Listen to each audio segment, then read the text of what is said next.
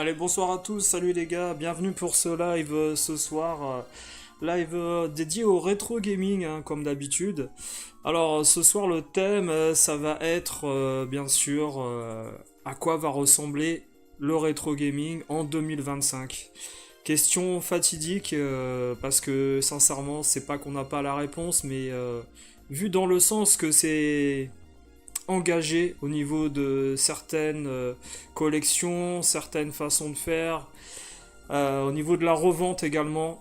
À quoi va ressembler le rétro en 2025 personnellement, y a plein de thèmes à aborder, plein de secteurs à aborder à travers le rétro gaming, que ça soit d'un point de vue financier, esthétique, plaisir de jeu. En 2024, je sais pas ce que vous en avez pensé, mais on a vu de plus en plus de gens passer l'arme à gauche en revendant leur fameuse collection.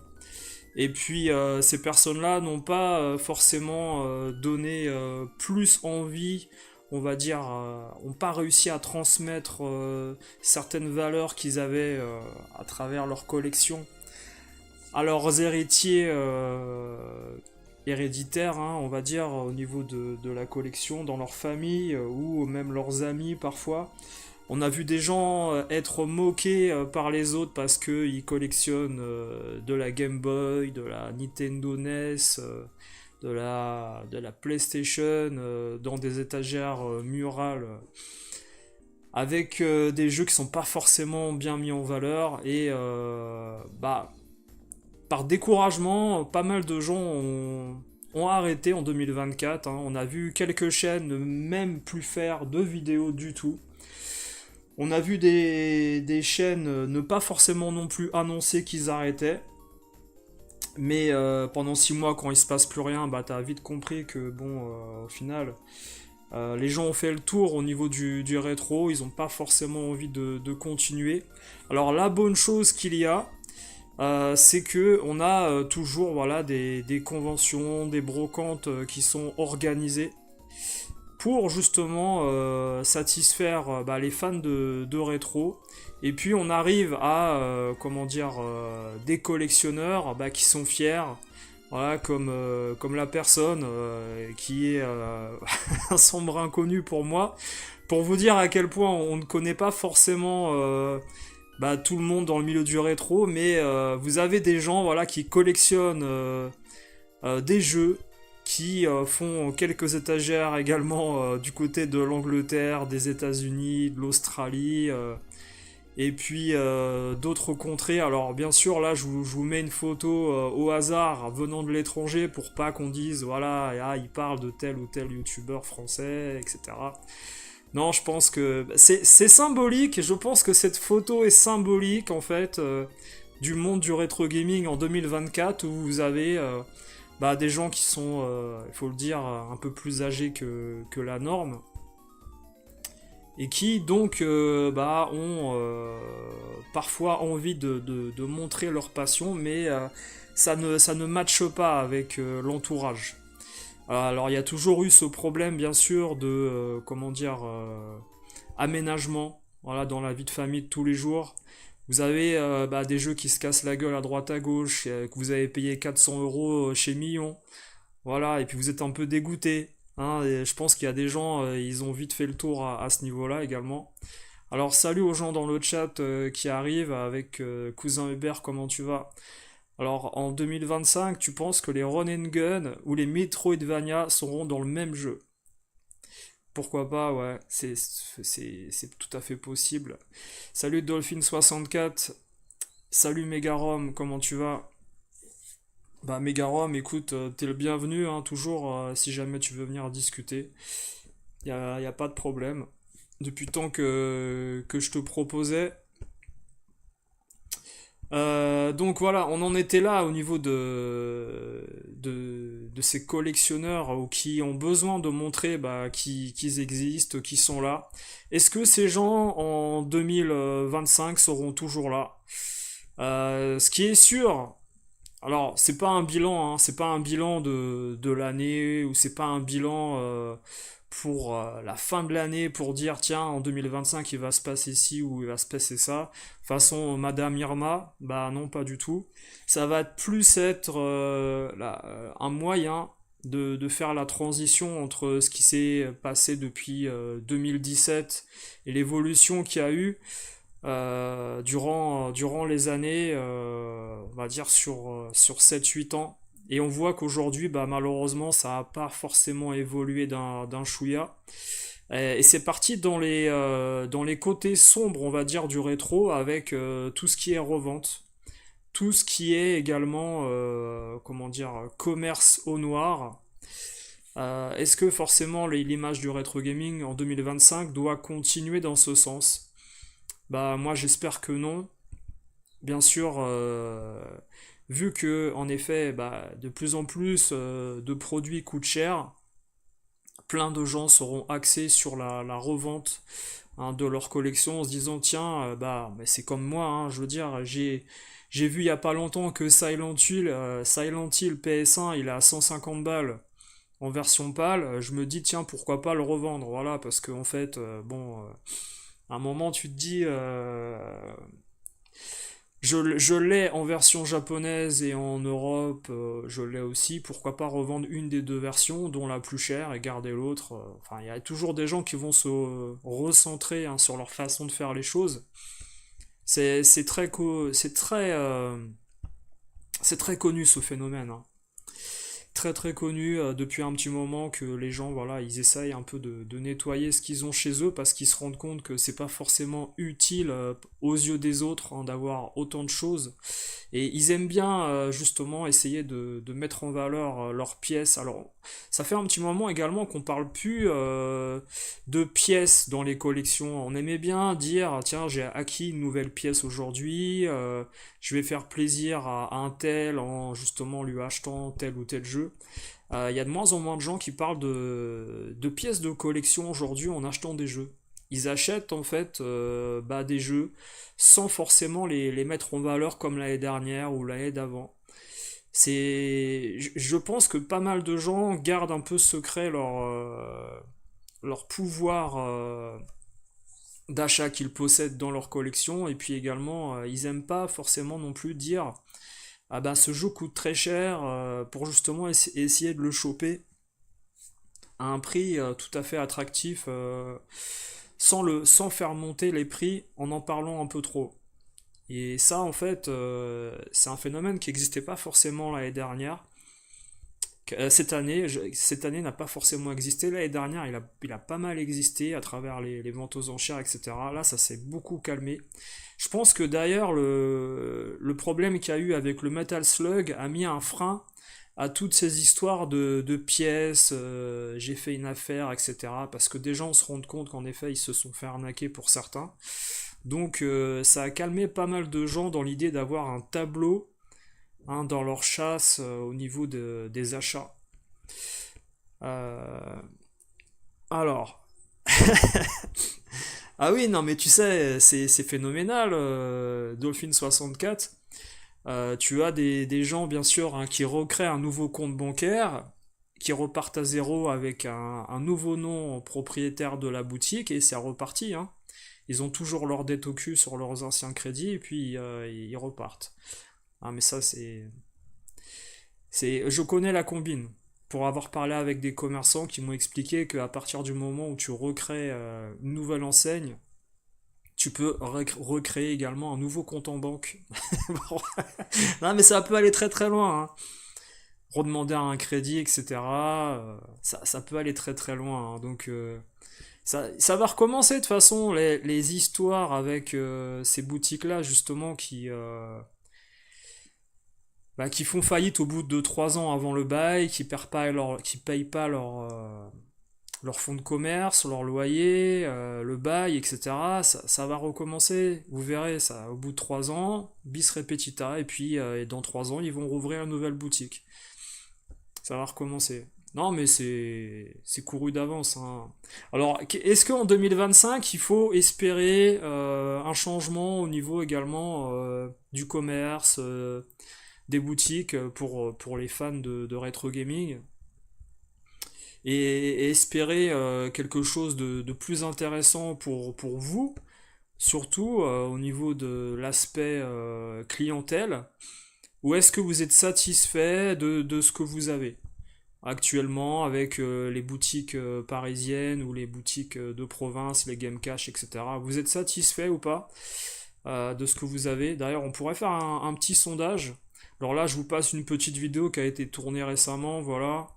Ça mange pas de pain, il y a du Virtua Boy, il y a de la Game Watch, de l'Odyssey, le téléphone DT, il y a de la Nokia 3210, je sais pas quoi. Non, je vous invente des noms de consoles. Enfin, il y a de la N-Gage, il y a de la... j'ai cru voir une Game Boy SP, ou... Enfin, je suis pas sûr. Et puis, alors ça, c'est plutôt, les gars. Salut, Jack me rétro, comment tu vas? Salut, Maradona. Ah, Maradona, il est parmi nous. Alors, c'est la zone classique chez Paxos. Voilà. Il dit toute mon enfance, etc. Alors, ça après, voilà, au niveau des boutiques, les gars, je sais pas si au final on aura forcément une grande évolution de ce qu'on a actuellement. Mais bon, déjà qu'ils payent leurs frais, les boutiques, et qu'ils fassent pas faillite, c'est tout ce qu'on leur demande. Moi j'incite certaines boutiques à faire du black, hein, pourquoi pas, hein, comme les fameux youtubeurs que vous connaissez tous, hein, qui aiment bien vendre de la main à la main sur des brocantes en disant ah mais je vais sélectionner les gens à qui je vais vendre les jeux, et puis bien sûr, hein, tout ça n'est par je ne sais où. Ou pourquoi pas essayer également de s'associer avec plusieurs youtubeurs, hein, pour vendre des produits comme les gens le font avec des éditeurs, des compagnies qu'on connaît tous, Strictly, Limited Run, pourquoi pas faire ça. Est-ce que c'est le futur en 2025 du rétro gaming? Ne vendre, ne faire que la promotion de Homebrew et rien d'autre au final sur les chaînes? Pourquoi pas? Alors ici voilà, vous avez également des collectionneurs qui s'intéressent de moins en moins aux produits, comment dire, complets, boîte notice, qui passent à du loose. On a vu beaucoup ça cette année, même à la Pixel Day ou d'autres brocantes geeks, où des gens achètent du loose. C'est un truc qui se faisait rarement avant, parce que tout simplement les jeux complets coûtaient déjà moins cher il y a 2 ans, par exemple. Et bah, cette année, hein, quand vous voulez acheter un jeu NES ou acheter un jeu Super Nintendo complet, parfois le carton coûte plus cher que le jeu. Donc c'est vite réglé cette histoire-là. Mais alors, sincèrement, je pense qu'on se dirige, faut pas se mentir, on se dirige de plus en plus vers l'émulation au niveau du rétro gaming. De plus en plus. On a des collectionneurs passionnés qui ne revendent pas, qui bloquent le marché. Et vous avez également d'autres personnes qui revendent des produits, mais du coup qui les vendent très cher, parce qu'il y en a très peu. À cause de ces fameux collectionneurs, bah, qui préfèrent garder leur jeu, ou même des gens qui préfèrent garder leur jeu pour les revendre plus tard aussi, hein. Pas forcément pour jouer ou quoi que ce soit, hein. Puis vous avez également, voilà, des gens qui font un peu de tuning avec leur vieille console. Alors est-ce que vous seriez prêts à sacrifier vos consoles, les gars, pour faire un peu de tuning, vu que vous avez sûrement 3 ou 4 Xbox 360 ou 3 ou 4 Super Nintendo? Il y a des gens qui font des skins aujourd'hui. Les skins, est-ce que ça a de la valeur, les skins, au niveau du rétro gaming dans la revente? Je pense qu'en convention, ça peut partir si c'est un gros youtubeur qui l'a fait, par exemple, fait main. Maintenant, si en effet c'est un particulier un peu inconnu qui vend ce fameux skin au niveau de la console, je pense que ça partira pas, malheureusement. C'est un truc, voilà, qui... Je sais pas ce que vous en pensez. Alors, donc on avait dit également, est-ce que... je peux mettre un petit sondage si vous voulez. On pourra faire un sondage à travers certains secteurs du rétro. Alors tu dis, Thomas François Jean, salut à toi. c'est que si tu es réglo, l'État taxe à mort, donc le black a de beaux jours devant lui. Ouais. Ah oui, oui, on se dirige vers le black et on se dirige vers l'émulation, en fait. Mais au final, c'est du rétro gaming. C'est du commerce à l'ancienne, à l'âge de pierre, où au final, tu déclares pas ce que tu gagnes, comme si t'habitais dans une tente avec des cailloux et puis t'étais un bédouin du désert en train de vendre des trucs sous une tente. Sauf que ces gens-là qui ont une tente et qui sont des bédouins ou des nomades ont des boutiques parfois sur Paris.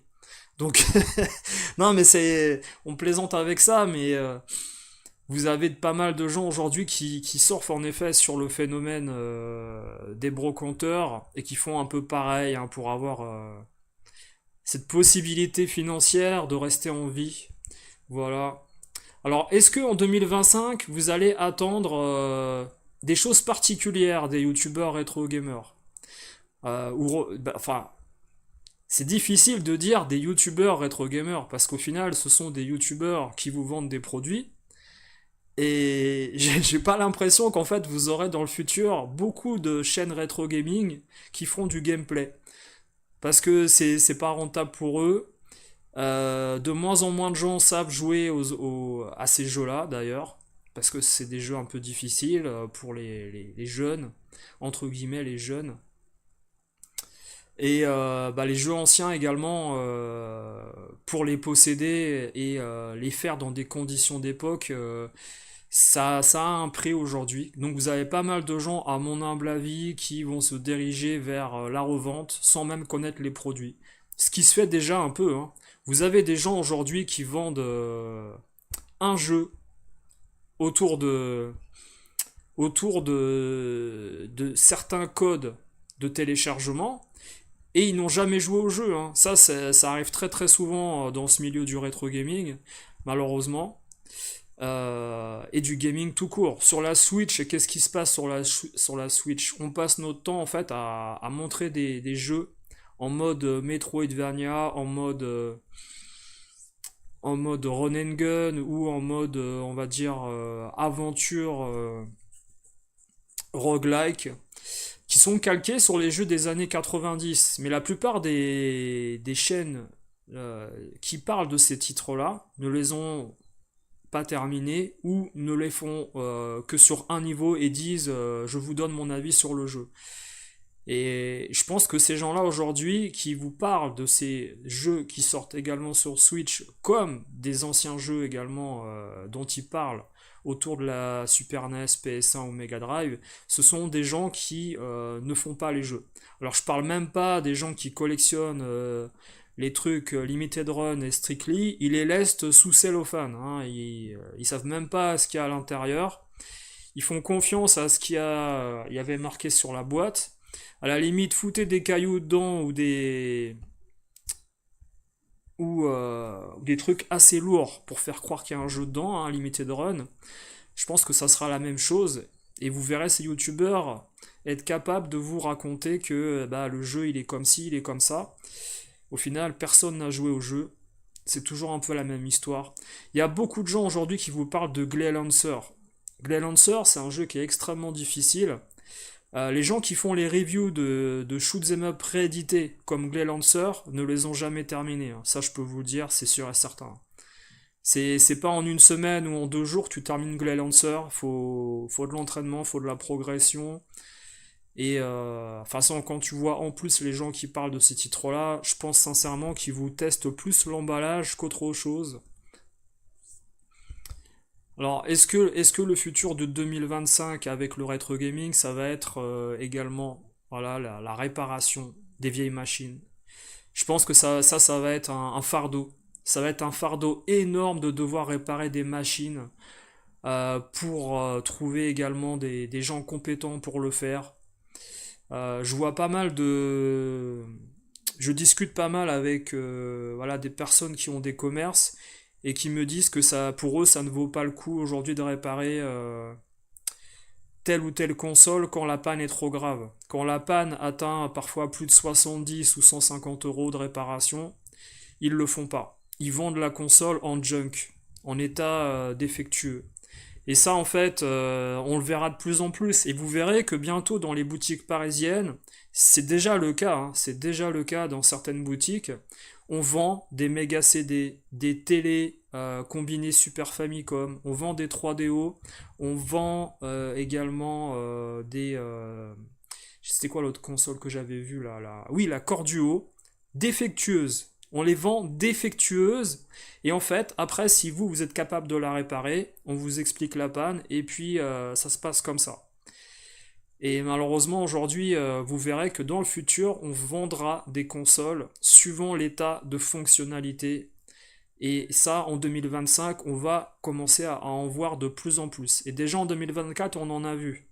Pour nous, avoir été à République au mois de mai avec une bande d'amis, on a vu pas mal de consoles qui n'étaient pas fonctionnelles vendues dans des boutiques parisiennes. Et ça, est-ce que finalement ça vous force pas à aller vers l'émulation encore une fois? Alors, Megarom, tu dis Limited Run l'avait bien compris, ils ont tenté le coup avec les jeux 3DO, mais 2-3 Lascar y ont joué et ils se sont fait choper. Salut Sébastien, toi. Comment tu vas? Les skins sur une console switchée, ouais, même non switché, hein, je pense que tu vois, tu mets la tête d'un Sonic avec un peu comment dire, pas de la peinture acrylique, mais avec une, euh, comment dire, à la bombe. Voilà, des trucs bien faits, etc. Façon graffiti, ça peut le faire, mais sincèrement, je pense pas que ça donnera de la valeur à la console, je pense pas. Ouais. Les premières Super Famicom avec le module RF, pas mal de panne du PPU. Ah ouais, c'est terrible, hein. Oui, le mode 7, et puis en effet, les composants principaux. Ça, c'est très très connu, ça, hein, malheureusement. Les Super Nintendo US aussi, les premières séries, beaucoup de problèmes à ce niveau-là. Voilà. Alors ici, on a des petites photos de Indiana Jones, les gars. Ça fait toujours plaisir de voir ce jeu-là parce qu'il est extrêmement long. Et moi, j'arrive pas à comprendre comment se fait-il qu'ils n'ont pas sorti, vous savez, les trois films d'Indiana Jones, hein, sur la Super Nintendo séparés. Ils ont sorti les trois films sur une cartouche, alors qu'ils ont bien fait les trois Star Wars séparés. Et je pense que ça aurait pu faire trois jeux bien distincts. Et ils sont pas mal du tout, hein, ces jeux-là, hein. Pour vous dire, moi j'avais terminé seulement les Aventuriers de l'Arche perdue. J'avais pas terminé les deux autres. J'avais commencé. C'était la dernière croisade, je crois que j'avais commencé. Et je l'avais pas terminé non plus. Donc celui-là. Bon, enfin, j'avais pas fini les deux autres, ouais. Alors, Megarom, toi, c'est ton Mega CD 2 qui lit plus les jeux. Ah oui, oui, oui. Bah après, je t'avais dit que je pouvais regarder pour essayer de t'aider, ouais.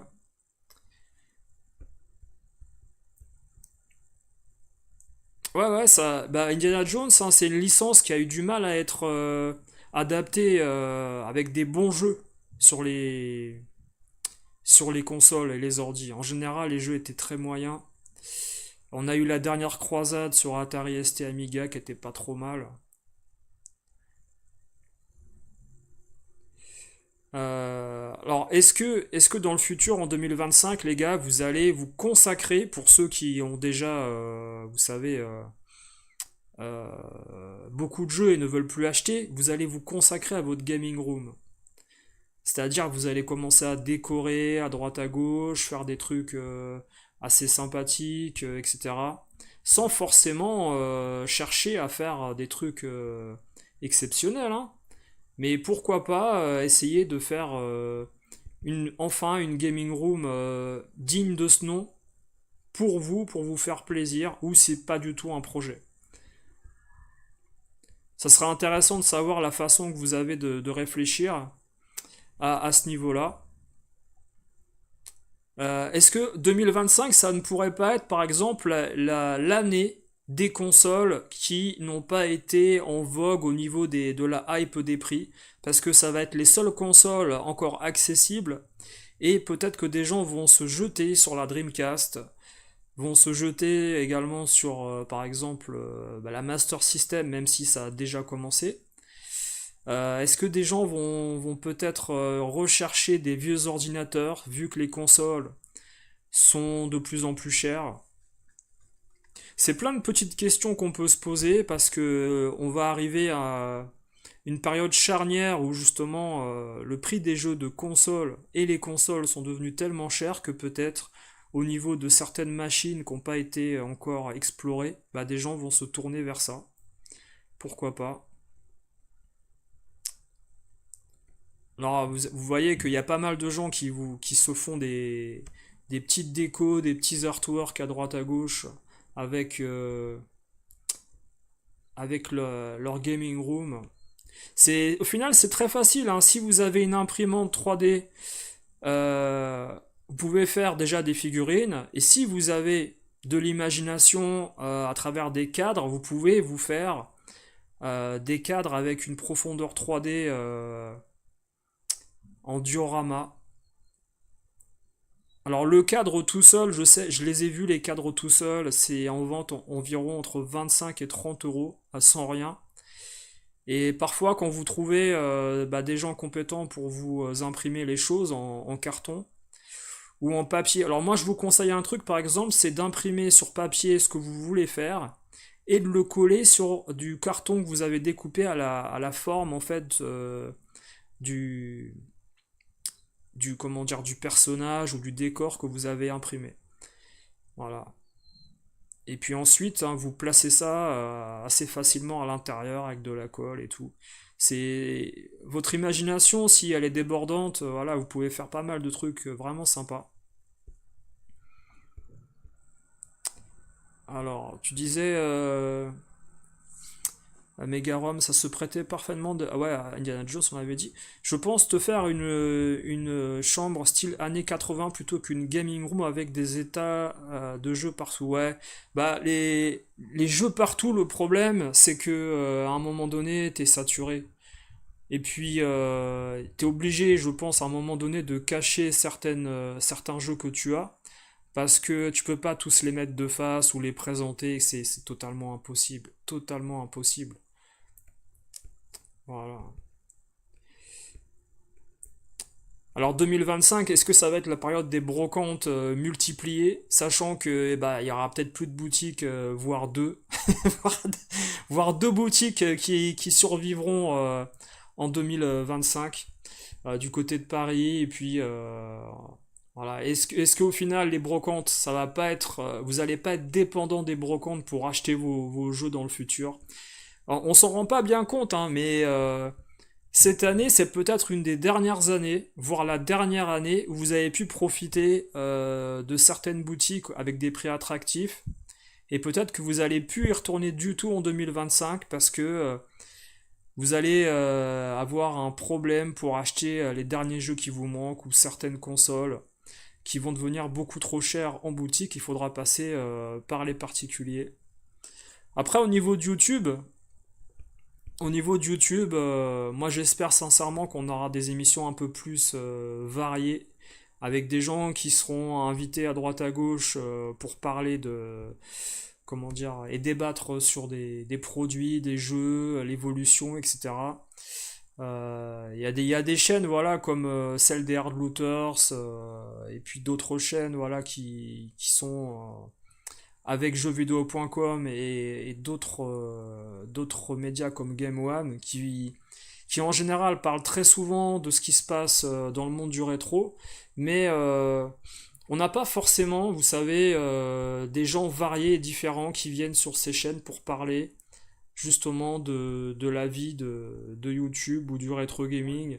Et ça tourne très souvent autour des mêmes produits. Je sais pas si vous avez remarqué, mais souvent on revient sur de la Neo Geo, on revient sur des titres phares qui ont marqué l'histoire, etc.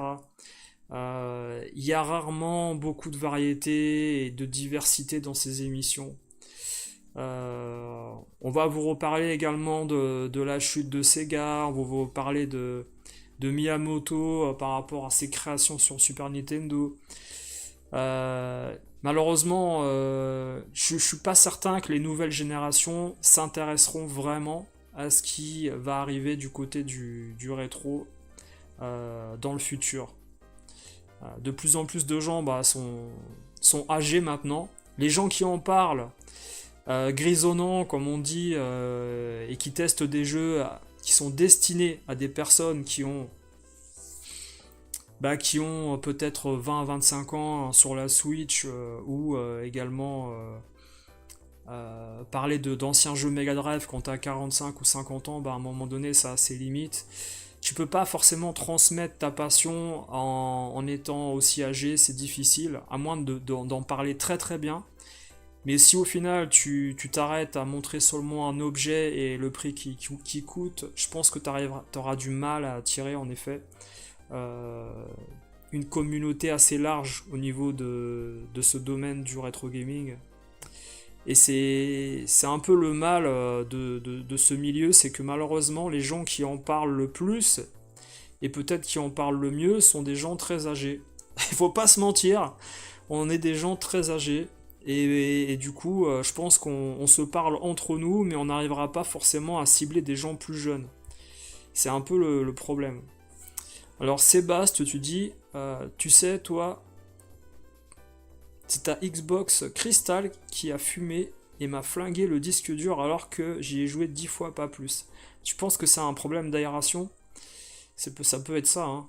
Petit problème d'aération peut-être quand t'as fait le skin, je sais pas. Ton ventilo ne marchait plus peut-être, hein, tout simplement, hein. C'est peut-être ça, hein.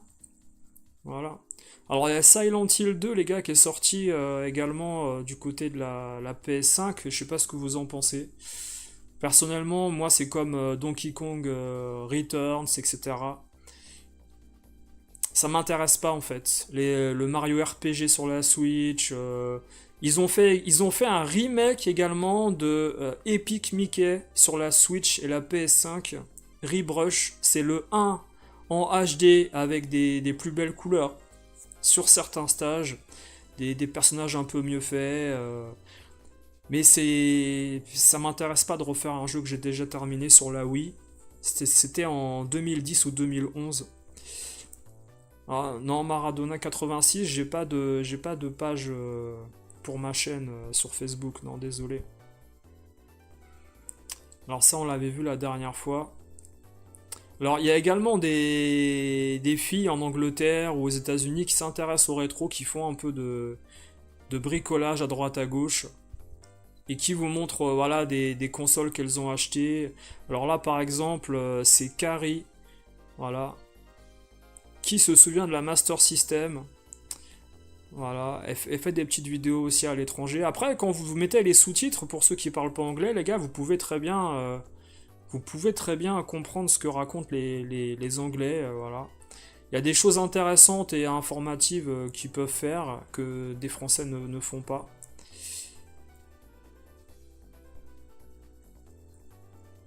Mais concrètement, 2025, ça pourrait être une année où tout change. C'est-à-dire que de moins en moins de chaînes avec des gens très âgés parlent de rétro. Et puis, moins de commerce au niveau des boutiques et beaucoup plus de brocantes et de blagues à travers les particuliers. Des jeux très difficiles à trouver en format physique. Ça, c'est une évidence. Un départ vers l'émulation de plus en plus prononcé. Peut-être qu'on aura des constructeurs qui vont fabriquer sous licence ces fameuses consoles avec peut-être en association avec Sega ou d'autres concepteurs. On a eu Konami qui a fait la PC Engine Mini, qui n'a pas été produit en grand nombre d'exemplaires, hein, et qui vaut aujourd'hui plus de 250 euros, les gars, pour ceux qui veulent en récupérer une PC Engine Mini, une Core Graphics. Mais on peut avoir des éditeurs hein, comme Konami qui s'intéressent au développement de futures consoles qui compileront des jeux de différentes plateformes. Pourquoi pas faire une Game Boy portable du côté de Nintendo. Alors je pense pas que ça se fera peut-être tout de suite, c'est pas forcément dans leur idée vu qu'il y a déjà la Switch. Mais pourquoi pas faire voilà, ce genre de console portable du côté de chez Atari avec une Lynx portable regroupant pas mal de jeux ou une rétro Game Boy compilant des jeux Game Boy et Game Boy Advance ou Game Boy Color. Voilà, avec une console rétro officielle. Pourquoi pas. Alors bien sûr, après, il y aura toujours ces jeux Nintendo qu'on connaît tous. Ils auront du mal à trouver d'autres licences, à mon avis, comme d'habitude. Du côté de Capcom ou Taito, ça va être compliqué. Mais je pense que l'année 2025, elle va être intéressante pour voir qui va survivre déjà dans le milieu du rétro gaming sur YouTube, qui va survivre au niveau du commerce, et puis qui va avoir envie de regarder de plus en plus des gens faire la promotion de jeux alors qu'ils ont 50 ans. Moi, ça me sidère en fait de voir des gens essayer de vendre des produits ou parler de, je sais pas moi, parler de par exemple Pitfall ou Prince of Persia ou Cool Spot alors ils ont 50 ans en disant que le jeu il a mal vieilli ou il était mieux à l'époque ou ceci cela. Bah, en 92 ces jeux-là étaient magnifiques, étaient exceptionnels. On peut pas remettre dans le contexte aujourd'hui ces jeux-là, c'est impossible. Ils appartiennent à une autre époque. Et les faire tester et donner un avis alors que tu joues pour la première fois au jeu quand t'as 50 ans, ça ne veut absolument rien dire.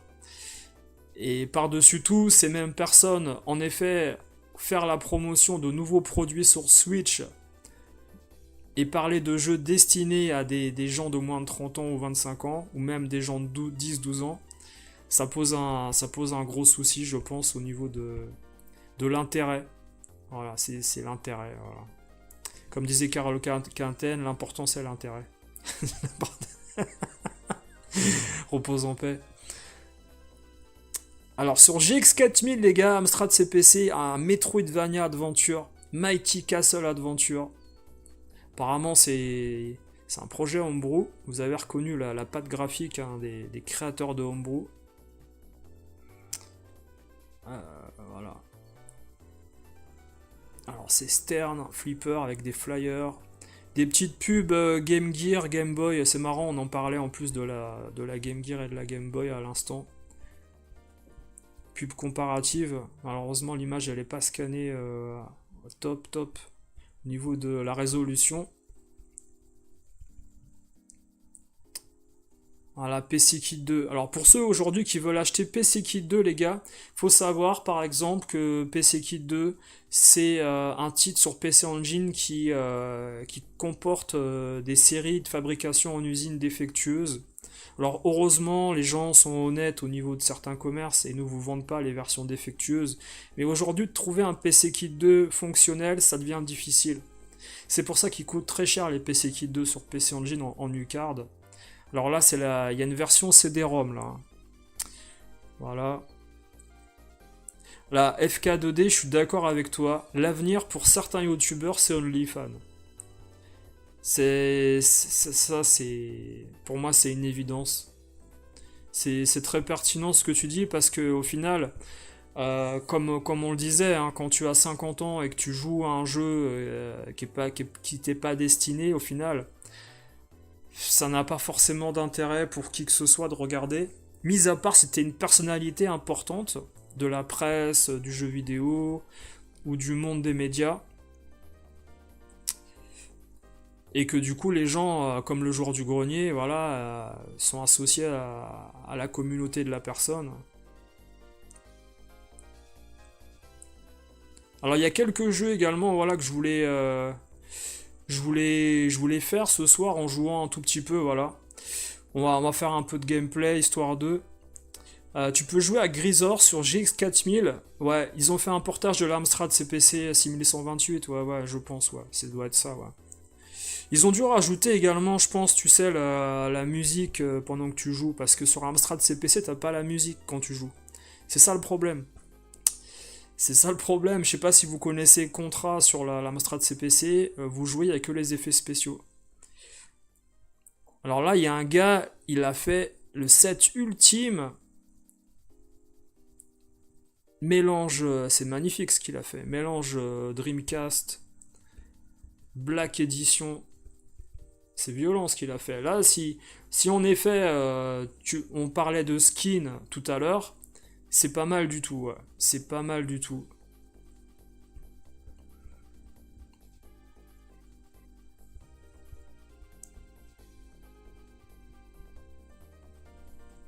Alors ici, on a, voilà, une publicité d'Atari de 1977 avec des gens qui se précipitent au magasin pour aller acheter leur Atari 2600 avec ces fameux jeux.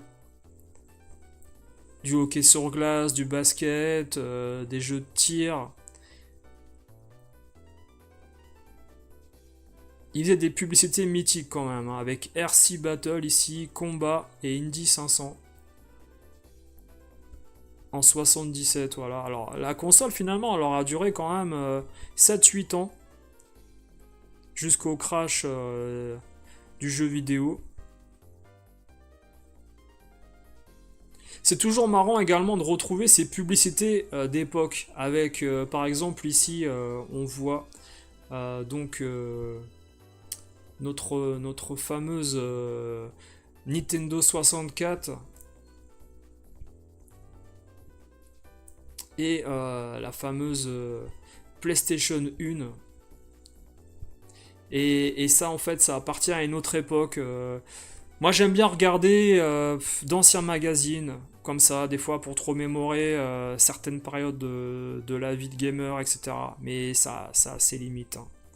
Ça a ses limites totalement, parce que, si tu veux, en fait, les prix de cette époque-là n'ont plus aucun rapport avec ce qui se passe aujourd'hui, mais absolument aucun rapport. Et ça c'est terrible, parce que toi, en fait, dans tes souvenirs, t'aimerais bien choper un jeu pour 20$.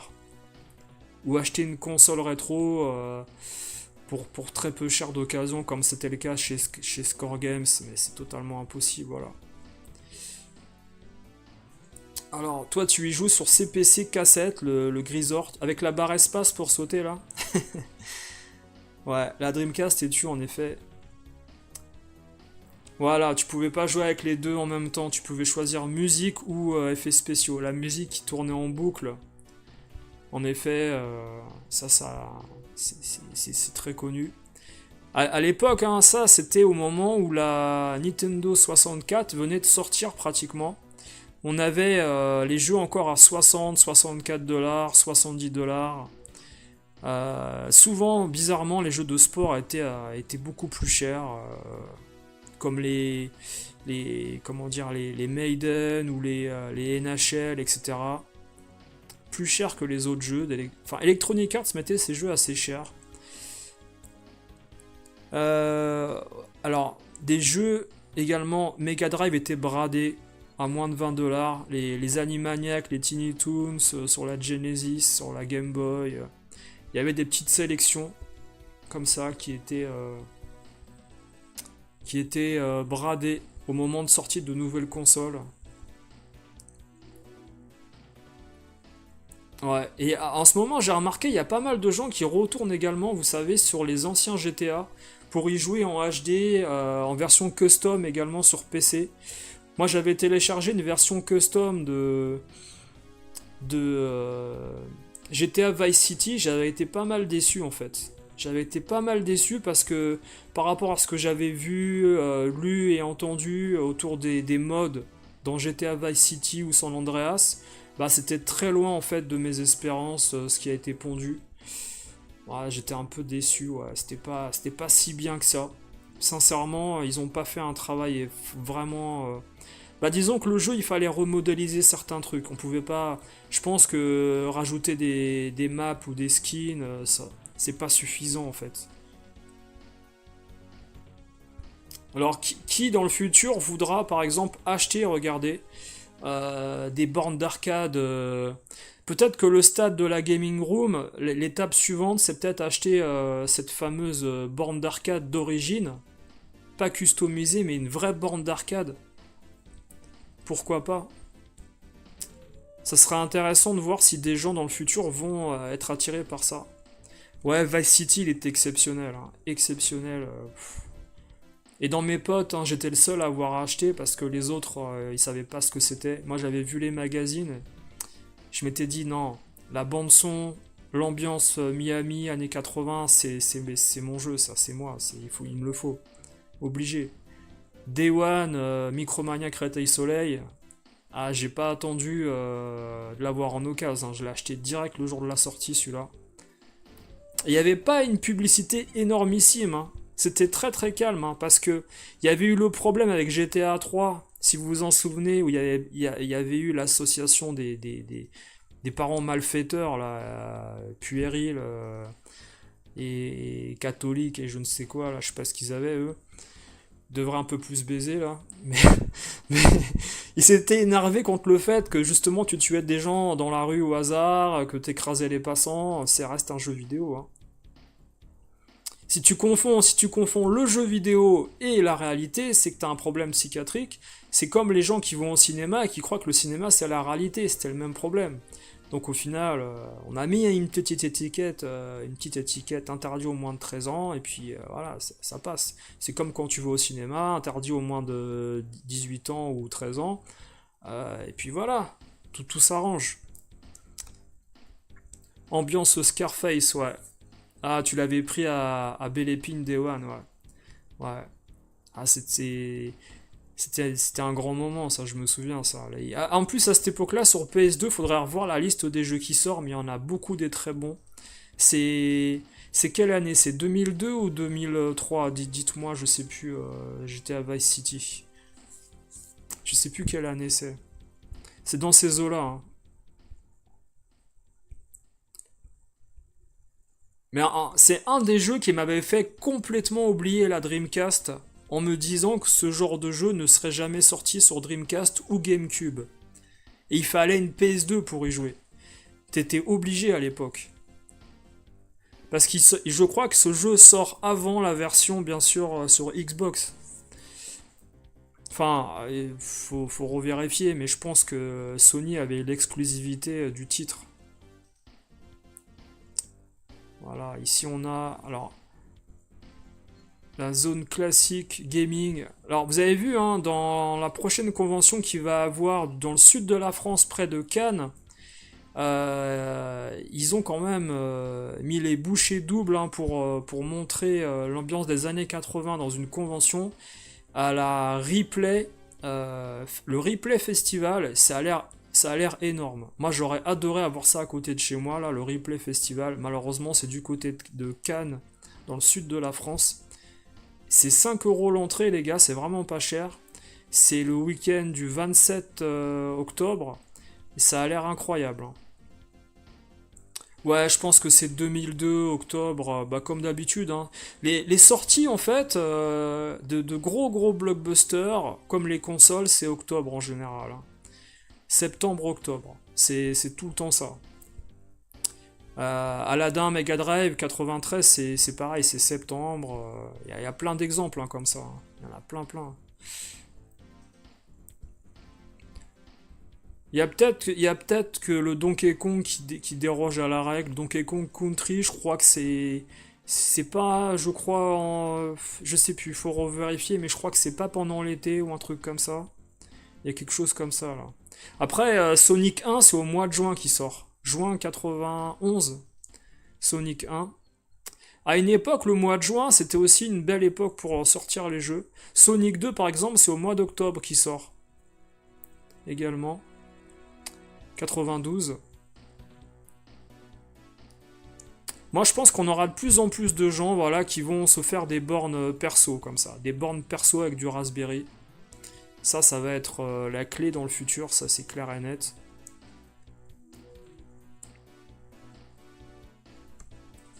Ouais, ouais, t'es tout à fait d'accord aussi, Jam Retro, ouais, ouais.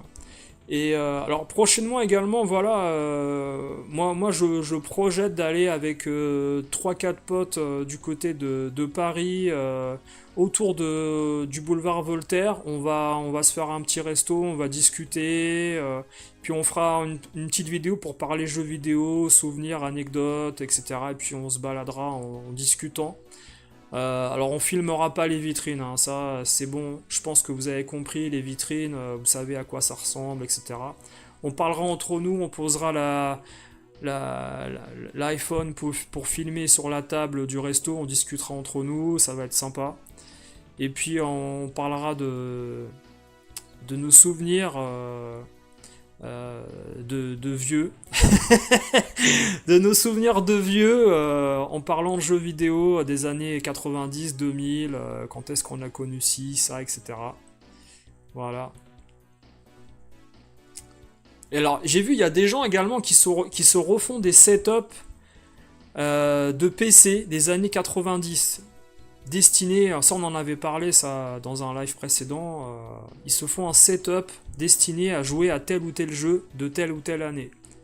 C'est-à-dire que par exemple, ils ont loqué leur jeu pour l'année 2001 ou l'année 98 ou 96. Et puis donc vous pouvez jouer à comment dire à Jedi Knight, vous pouvez jouer à Doom, vous pouvez jouer à des jeux comme Medal of Honor. Enfin, c'est assez intéressant de voir l'évolution graphique et des cartes son également d'époque. Voilà, il y avait X-Wing également, qui était un des premiers jeux. X-Wing versus TIE Fighter, je crois que c'est 93-94, un truc comme ça. Alors il y en a un qui est en 96, mais je crois qu'il y en a un qui sort beaucoup plus tôt en 94. Je me souviens du magazine Génération 4. Ah, il y avait Rebel Assault aussi. Il y avait Rebel Assault qui était sorti. Alors les PES, en effet, ouais, c'était également les Pro Evolution Soccer, c'était toujours au mois d'octobre. Alors j'ai une anecdote, les gars, pour vous raconter. J'ai découvert en direct cette fameuse jaquette de Pro Evolution Soccer 3 en l'achetant du coup chez mon pote d'époque, chez Trader, où justement il me dit écoute voilà j'ai reçu Pro Evolution Soccer 3, alors comme d'habitude sur République on avait les PES 2 semaines avant la sortie en France officielle. Et donc je vais chercher mon PES avec mes 3 autres potes un samedi matin. Il les avait reçus le vendredi soir. Il m'en avait gardé un, donc j'arrive au magasin, qu'est-ce que je vois? La grosse tête à Colina sur la jaquette. J'ai dit c'est quoi ça? C'est un jeu, c'est une simulation d'arbitre, c'est quoi? Comme quoi faut pas se fier à la jaquette, parce qu'au final ça peut cacher un très bon jeu. Mais moi je me souvenais pas avoir vu dans quelconque magazine que Colina allait être l'égérie, hein, le modèle de la jaquette de Pro Evolution Soccer 3 en jeu vidéo. Et j'avais été extrêmement déçu de voir sa tête, je me suis dit ça va être un jeu de merde. Finalement, on s'en sort bien. C'est un des meilleurs de la série, je trouve, au niveau de l'arbitrage, au niveau de... Comment dire, voilà, l'équilibrage au niveau du gameplay, la façon dont le ballon rebondit, tout ça. J'ai trouvé le jeu assez intéressant.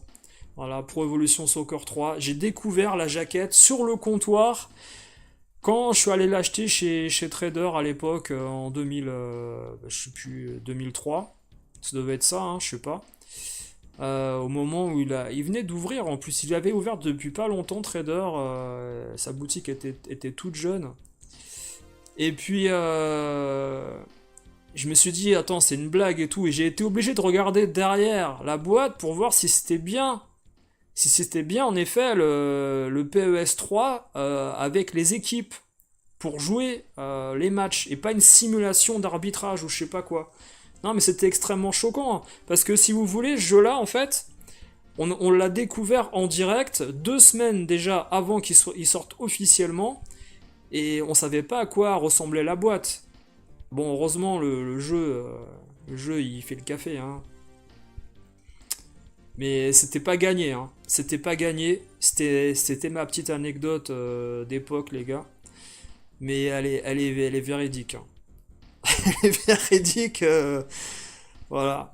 Non, mais Colina, il est pas, c'est pas un gars sexy en fait, hein. C'est pas le type de gars où tu te dis, tiens, je vais acheter le jeu parce qu'il y a Colina sur la jaquette. On n'avait pas compris, hein. Personne n'avait compris cette histoire-là. Un setup Windows 95, ouais, bah pourquoi pas, hein. Pourquoi pas un setup Windows 95. Salut Cédric Vidal, comment tu vas? PES 3 était excellent, c'est assez sûr, ouais. Bah, il est sorti après la Coupe du Monde 2002, au moment où c'était avant l'Euro 2004. Il y avait pas mal d'équipes également pour la Master League. Franchement, c'était pas mal. C'était pas mal. Après, tu pouvais jouer qu'en amical avec les équipes nationales encore, si je me souviens. Mais les menus et c'était bien, hein. Franchement, c'était pas mal, hein. Ton pote Dolphin64, il kiffait les jeux de l'entraîneur, genre Roger Lemaire, Raymond Domenech, l'entraîneur, tout ça. Alors Raymond Domenech, l'entraîneur, je comprends pas. C'est Bus Driver Simulator. Vous connaissez ce jeu-là, là?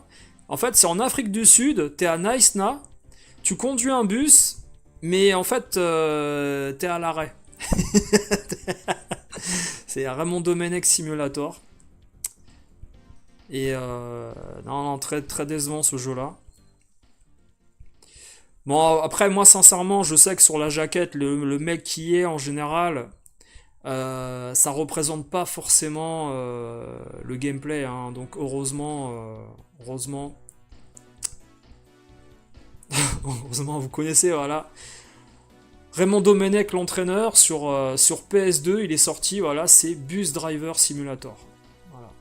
Et apparemment, ça serait Patrice Evra qui serait aux commandes avec un certain Thierry Henry.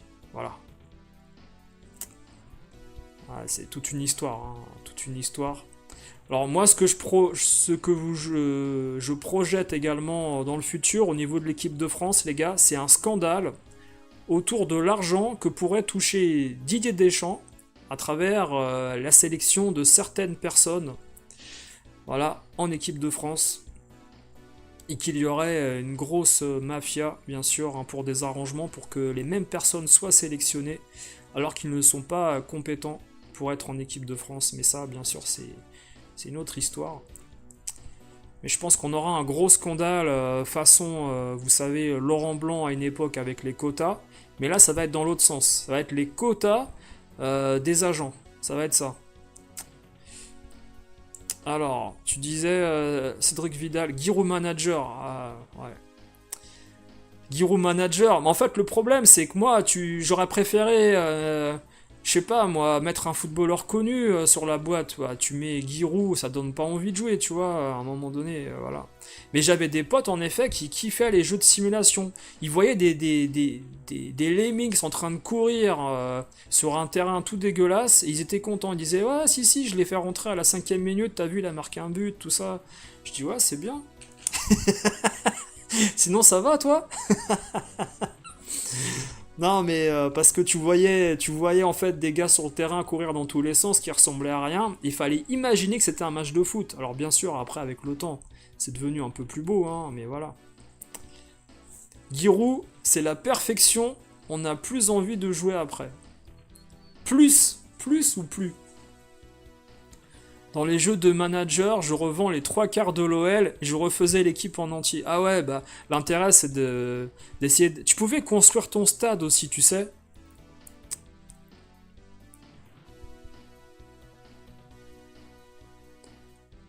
Alors, là, il a modé son enfance pour avoir des batteries interchangeables. Apparemment, les piles. Ah, d'accord, il a mis des slots dans ses cartes Pokémon. Alors, par exemple, ça, au niveau du rétro gaming, les gars, est-ce que ça a une valeur au niveau de la revente ou ça déglingue la cote des jeux Pokémon? Alors, imaginons qu'il y a Stéphane de Backing Toys qui veulent acheter Pokémon Game Boy en état mint. Qu'est-ce qui se passe? Il voit ça? Qu'est-ce qui se passe? À votre avis? Salut Camille Prévost. Alors, tu en penses quoi de The Cursed Legacy? Franchement, il y a tellement de bons jeux sur Mega Drive que j'ai pas forcément envie de... Après, si on me l'offre pour le tester, je te dirai ce que j'en pense, mais ces gens-là, en fait, préfèrent donner ce jeu à des gens qui vont dire que le jeu est bien. Ou que même, ce sont des jeux qui peuvent s'asseoir à la table des plus grands jeux Mega Drive de l'histoire. Moi, je suis pas prêt, en fait, pour raconter des choses pareilles. Mais, alors, TCK, est-ce que je l'ai apprécié? Bah, pour le peu que j'ai joué, c'est un jeu qui est propre au niveau réalisation. Il n'y a pas de glitch, il n'y a pas de bug. Mais j'en garde pas forcément une comparaison. En fait, ce jeu-là, TCK, est-ce que tu peux le comparer, par exemple, à Thunder Force 3? Est-ce que tu peux le comparer à d'autres shoot'em up de la console en disant que il peut être compétitif? C'est ça le problème en fait. C'est qu'il est dans une scène homebrew où aujourd'hui les gens sont limités au niveau de la programmation, sont limités au niveau également de la création, sont limités au niveau de l'imagination et sont bridés par des courses à la rentabilité. Il y a tout ça en fait. Il y a tout ça, c'est un grand problème, hein. Et au final, les gens qui vont te dire que ce sont des jeux exceptionnels ou qui peuvent s'asseoir à la table d'autres grands jeux, les gens qui parlent de ça, ce sont soit des gens qui n'ont jamais joué à des très bons jeux sur Mega Drive ou qui n'ont jamais joué du tout à la console, ou alors ce sont des revendeurs ou comment dire des comment on appelle ça là, ah mince, des gens qui font du marketing pour vendre le produit, tout simplement, voilà. Mais au final, quand toi, tu as connu tous les jeux Mega Drive à une certaine période et que tu peux aujourd'hui en plus y jouer sur émulateur, ça ne tient pas debout de dire que The Curse Legacy peut s'asseoir à la plus grande table des plus grands jeux Mega Drive de l'histoire. Ça tient absolument pas debout en fait, c'est pas possible. Il y a un jeu qui est passé totalement au hasard à un moment donné du côté de chez Kai Magazine. C'est Metal Dragons. C'est un run and gun à la Mercs. Il est très très bon. Très très bon. Et c'est déjà un autre niveau de ce que on a pu avoir dans les homebrew. Kai Magazine qui a fait également Life on Earth et Life on Mars, également sur MSX. C'est un autre niveau en fait déjà de réalisation que ce qui est fait par d'autres studios. Et moi je peux vous dire, j'ai parlé avec le programmeur de Papy Commando, c'est quelqu'un de très sympa, qui se prend pas au sérieux. Il a fait un jeu parce que ça lui faisait plaisir, il a aucune arrogance, aucune prétention, il a pas demandé aux gens non plus de dire que son jeu était parfait, était excellent, il s'est vendu tranquillement, sans chantage, sans également menace, parce que ce qui se passe dans la cour de la scène homebrew, c'est non, tu enlèves ta vidéo parce que tu as dit que mon jeu était pas bien, ou si tu enlèves pas ta vidéo, il va se passer ci, il va se passer ça. Moi, tout ce que j'ai à dire avec ces gens-là, en fait, c'est que ils sont soi-disant au service de la communauté rétro gaming. Mais quand tu sais ce qui se passe dans les coulisses avec des personnes voilà, qui sont méprisantes pour des gens qui ont des choses intéressantes à dire par rapport à un jeu, tu te rends compte que ces gens-là ne font les choses que pour eux. Ils ne font pas les choses pour les joueurs et le rétro gaming. Ils font des choses d'abord pour eux, et ensuite, ils vont voir en effet si le jeu fonctionne au niveau du gameplay. Mais c'est pas forcément leur intérêt principal de faire plaisir aux joueurs. C'est d'abord la rentabilité, le commerce, le marketing, réaliser un jeu qui va de A à Z dans les lignes qu'ils ont prévues, mais ensuite réaliser un très grand jeu pour les gamers, c'est autre chose. Aujourd'hui, il y a quelqu'un qui va faire un très grand jeu qui s'appelle Yuzo Koshiro qui va faire un shoot 'em up. Il y a des gens qui ont fait des très grands jeux comme Xenocrisis dans le passé. Ces gens-là, ils peuvent pas rivaliser avec ces personnes-là. Déjà, même Neophyte Studio dépasse largement en fait la réalisation de tous ces amateurs qui veulent faire des homebrew. Niveau programmation, au niveau intérêt, au niveau level design, ils sont au-dessus. Mais vous avez des anciens qui ont travaillé dans la programmation de grands studios, qui sont venus à la scène homebrew, comme chez Bitmap Bureau, ou du côté de Yuzo Koshiro et d'autres. Et ces gens-là, quand ils réalisent un titre, ils font les choses déjà pour les joueurs. C'est toute la différence en fait entre jouer petit et faire un truc de qualité qui va marquer l'histoire. Sincèrement, je pense pas que certains homebrew qu'on a eu dans le passé vont marquer l'histoire de la Mega Drive. Loin de là. Très très loin de là. La preuve en est aujourd'hui, c'est qu'il y a beaucoup de stocks encore disponibles de ces homebrew sortis en 2017, 2019, 2021, qui sont disponibles dans le commerce, au niveau des boutiques, qui sont pas chers. C'est parce qu'il y a eu trop de jeux fabriqués et pas assez de demandes en fait, au niveau des achats. Bon, je pense que j'ai répondu à ta question. Hein. Voilà. Alors après, attention, quand vous voyez aujourd'hui tous les youtubeurs qui sont prêts à à recevoir une petite pièce ou un jeu gratuit pour parler d'un jeu en disant qu'il est bien, c'est assez affolant par contre. Hein. Moi je trouve ça affolant de voir autant de gens corrompus pour dire qu'en effet tel ou tel titre est exceptionnel et que ceci et que cela. Enfin, ils ont baissé leur froc et les gars ils se disent légitimes pour tester un jeu. Ils sont surtout légitimes pour recevoir de la thune. Hein. Enfin, 2025, les gars, vous êtes pas prêts, hein, ça va être terrible. Hein. 2025, les gars, je pense on va atteindre un point où au final, tous les youtubeurs vont dire que tous les homebrew qui sortent sont exceptionnels. Il y aura pas un gars qui va dire, en ayant reçu le jeu, que le jeu c'est de la merde. Ils vont tous dire, ah non, c'est exceptionnel et tout, on l'a eu et tout, et on comprend pas pourquoi ils se vendent pas finalement. Ah, mais faut pas chercher plus loin. Hein. Ils se vendent pas tout simplement parce que tellement de gens ont dit que le jeu était exceptionnel que quand tu le reçois et que tu y joues, tu te dis ouais, bof. Au final, on m'aurait menti. Ouais, voilà quoi. Après, c'est pas parce qu'en effet, moi j'ai entendu ça, il y a des gens ils disent oui, mais ils ont bossé sur le jeu, donc faut les remercier, faut les soutenir. Il y a des gens, ils travaillent et malheureusement, ils sont pas capables de sortir un produit de qualité. Dans le monde de tous les jours, dans leur métier de tous les jours non plus, voilà, et parfois ils se font licencier et parfois également ils sont dégradés au niveau de leur grade dans la hiérarchie de leur métier, voilà, de leur fonction, parce qu'ils sont pas capables de faire des choses.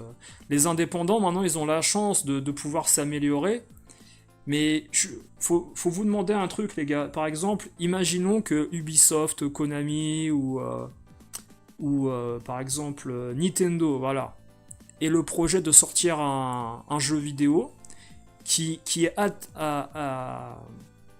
qui serait du niveau de qualité de tel ou tel homebrew qui se prétend être magnifique, exceptionnel, qui pourrait être parmi les plus grands jeux de l'histoire de la Mega Drive ou de la Super NES. Et au final, les testeurs bêta du côté de Nintendo ou d'Ubisoft disent aux gars, mais en fait ton jeu il est pas terminé.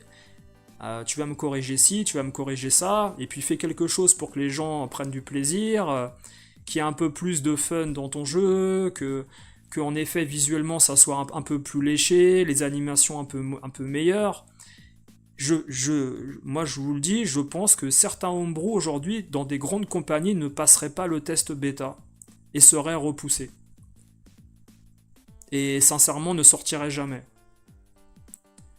Alors, peut-être que je je jette un pavé dans la mare, mais posez-vous la question si ces jeux déjà seraient validés par le label Nintendo ou Sega pour la sortie, si en effet dans les années 90 ce jeu aurait été développé dans les conditions d'époque.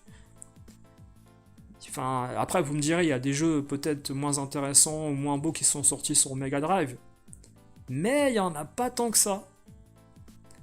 C'est des jeux ratés sur Mega Drive. On peut considérer par exemple que Terminator 2, oui. Terminator 2 a été raté par exemple, c'est une grande licence.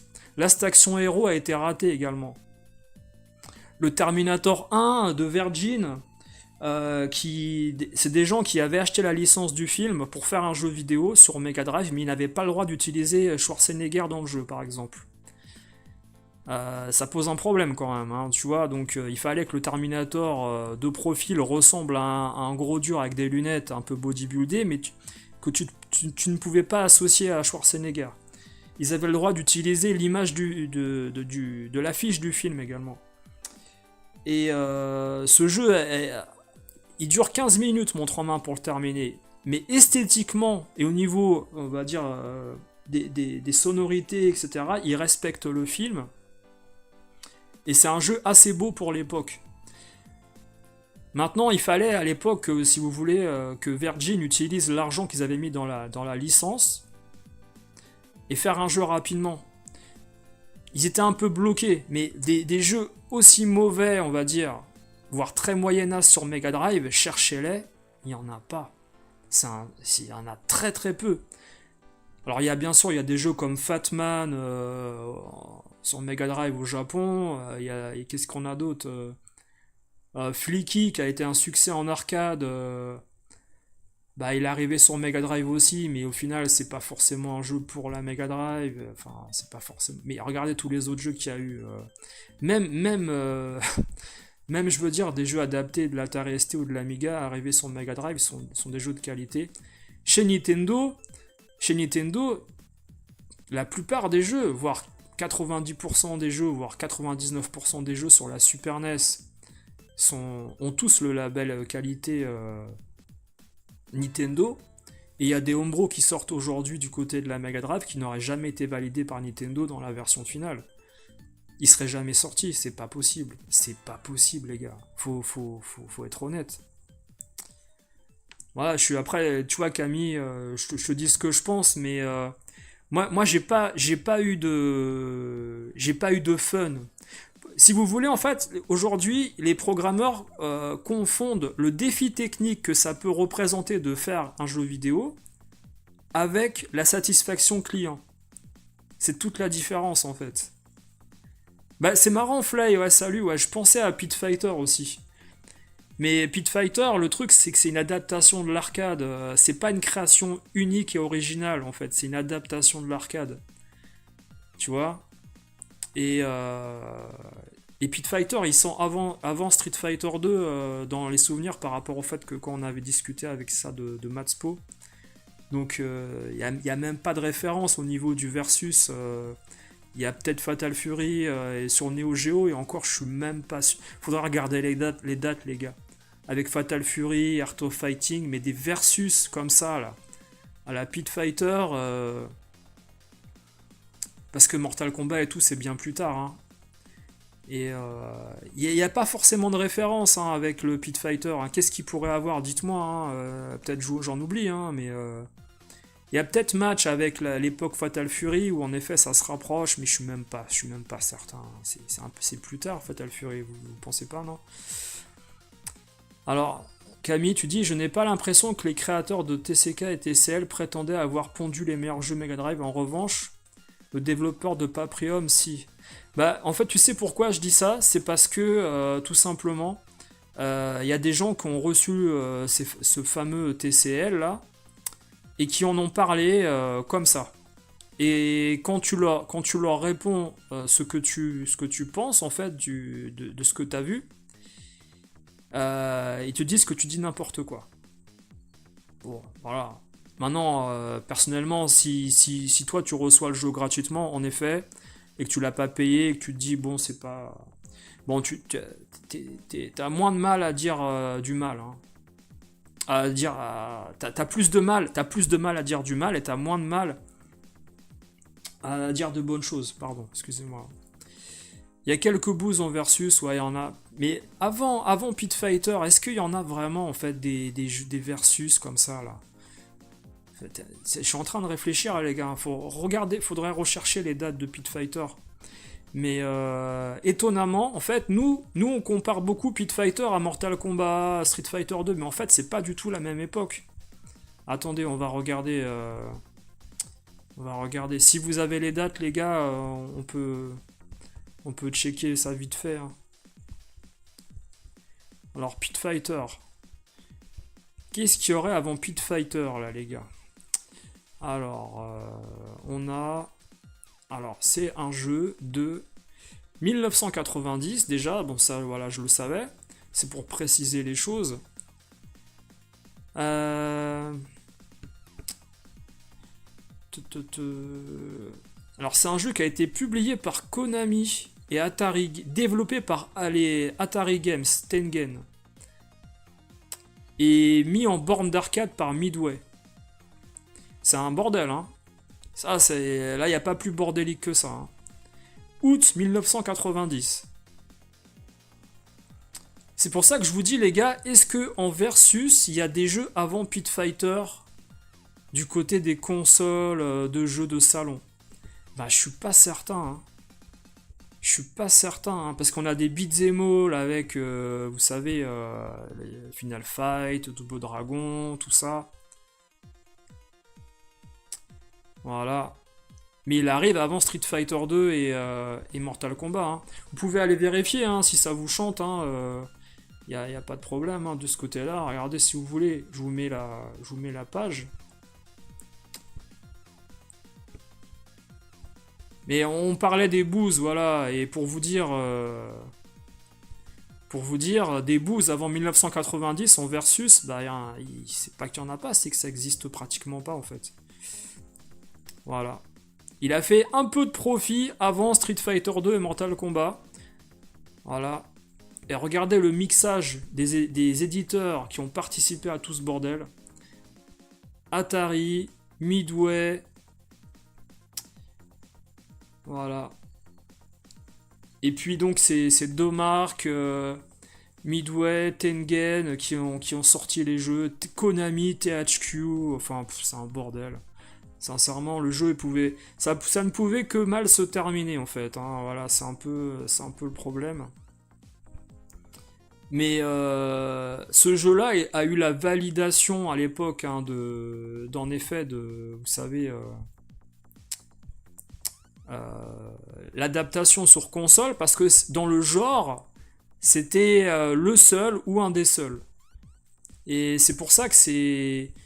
Si vous voulez, parfois il faut être précurseur dans le genre pour pouvoir avoir l'adoubement de Sega ou Nintendo. C'était une curiosité à l'époque, hein, voilà, hein. Alors Sébastien, tu dis, j'hésite de prendre la trilogie des Special Force sur PS1, un run and gun façon Metal Slug. Alors sur PS1, alors je l'ai cherché l'autre jour. Je l'ai cherché en plus, ce truc-là, je l'ai pas trouvé. Ouais. Alors Camille, tu dis, tu as sans doute raison, tous les youtubeurs en disent du bien parce que c'est leur pote, mais il y a une démo disponible. La démo, j'y ai joué. J'y ai joué à la démo. J'ai trouvé ça catastrophique, hein. Ah, moi je te dis, moi j'ai trouvé ça catastrophique, hein. Mais après, si vous avez envie de l'acheter pour soutenir les personnes parce qu'ils ont travaillé, ouais, bah, si c'est votre seul argument, allez-y, hein. Alors TCK, t'aimes pas la direction artistique, FK2D et l'animation, mais c'est cool de faire vivre la console. Pourquoi pas? Alors après, au final, est-ce que au final, sortir une cartouche avec de la musique aussi, c'est pas faire vivre la console? Il y a des gars en Allemagne qui ont sorti des homebrew avec une compilation musicale de synthétiseurs. Ça, c'est aussi faire vivre la console aussi. Et mais après TCK, moi je suis d'accord, hein, TCK il est correct et Si je devais le noter, on va dire sur 20, sincèrement, c'est un jeu à 13-14 sur 20, un truc comme ça. Enfin, après, à l'époque, dans la presse d'époque, dans la presse jeux vidéo d'époque, peut-être qu'il aurait eu 78-80%, peut-être quelque chose comme ça. Voilà, dans la presse non corrompue, hein. Ce qui est déjà pas mal, hein, pour un projet amateur.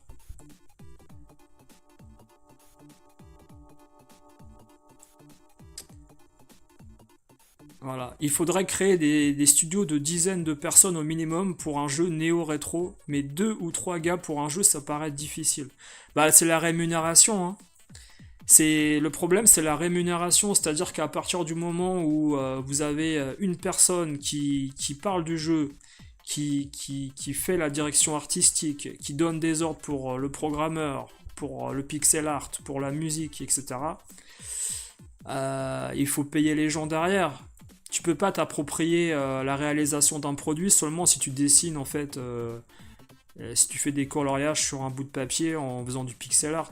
C'est pas possible en fait, ou faire la communication sur YouTube. Je pense que la personne qui doit gagner le plus d'argent dans ces projets-là, c'est le programmeur. Après, la personne qui fait le marketing et qui a développé l'idée du jeu, c'est le deuxième qui va gagner un peu plus d'argent derrière. Et puis celui qui fait la musique, il va gagner un peu plus d'argent au niveau de la troisième personne. Et la quatrième personne, peut-être qui va s'occuper du storyboard et en rien de la programmation, etc. C'est-à-dire la direction artistique au niveau de la suite des niveaux, comment se présente l'évolution du jeu avec les ennemis qu'il faudra rencontrer et tout ça. Qui écrit un peu un scénario, on va dire comme au cinéma, cette personne-là en quatrième va arriver derrière. Et puis le programmeur qui va réaliser le level design et tout ça, bah, pour moi c'est celui en fait qui doit avoir le plus d'éloges à travers la programmation. L'assemblage des idées des autres, c'est lui qui va les mettre en œuvre. Bah tu sais Flay, pourquoi en fait je pense que les homebrew ça va s'arrêter à un moment donné, c'est que tout simplement les chiffres de vente ne sont pas aussi comment dire, il y avait trop d'optimisme en fait chez les gens qui faisaient ces homebrew à une époque. On a vu les chiffres de vente autour de Xenocrisis, de Paprium, etc. Les gens se sont dit il y a un marché à prendre, sauf que quand tu ne fournis pas un produit de qualité, les acheteurs ne suivent pas derrière. Et le problème du futur des homebrew, ça va être sortir des produits de qualité. Parce que tu peux surfer sur la hype du fait que c'est nouveau, ça fait vivre la console, etc. En 2017 ou 2019, ok. Sur la NES, sur la Mega Drive. Mais on est en 2024, les gars. Il y a des gens qui ont vu pas mal de jeux sortir depuis un moment, pas être au niveau. Des stocks de jeux qui n'ont pas été vendus au niveau du homebrew, je pense pas sincèrement qu'il faut espérer un futur radieux pour des jeux qui ne sont pas terminés ou pas au niveau de la qualité de ce qu'on attend. Parce que Yuzo Koshiro et Xenocrisis et Kai Magazine, ils ont mis la barre très haut, hein, avec Neophyte Studio aussi. Hein. Même si Neophyte, je les mets légèrement en dessous. Mais ils ont mis la barre très très haut. Aujourd'hui, quelqu'un qui sort un produit en dessous de la qualité de tous ces créateurs et programmeurs, il est destiné à faire moins de ventes. Et de faire des ventes déjà sur la base de son pays déjà, et de ses relations, de son réseau social, YouTube, TikTok, Facebook, X, etc. Il va être réduit à son nombre de ventes dans son cercle proche. C'est pour ça que vous avez pas mal de gens qui disent on va sortir le jeu à 500 exemplaires, ou 400, ou 1200, ou voilà, ça s'arrête là en fait. Et quand vous voyez les chiffres de vente de certains homebrew de l'époque de Xenocrisis, c'est énormissime. Hein. Énormissime. Hein. Je pense même qu'il y a des jeux sur la NES en homebrew qui se sont vendus plus que certains jeux Mega Drive homebrew. Que ça soit en physique, hein, bien sûr. Hein. En démat, c'est autre chose, parce que le jeu démat coûte moins cher. Donc je pense qu'il y a un plus large public.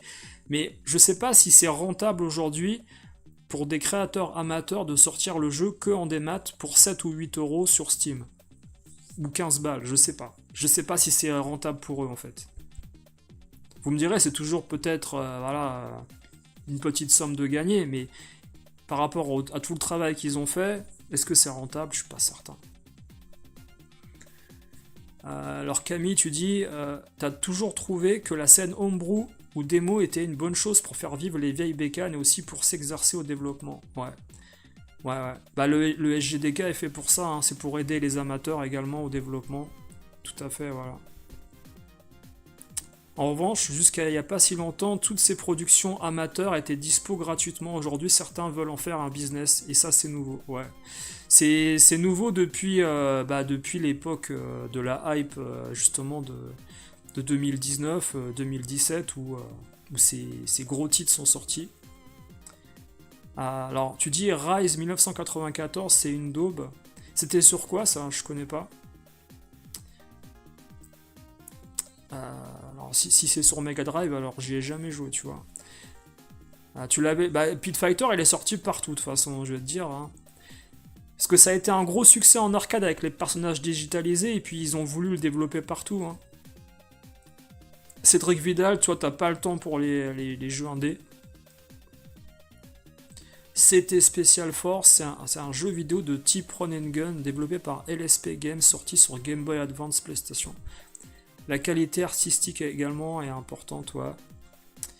La patte graphique, en effet, ouais. Salut Razagould, alors toi, t'as toujours eu du mal avec les homebrew, je trouve que c'est pas d'époque et donc d'origine. Mais après, je dénigre pas leur travail, attention, il en faut pour tout le monde.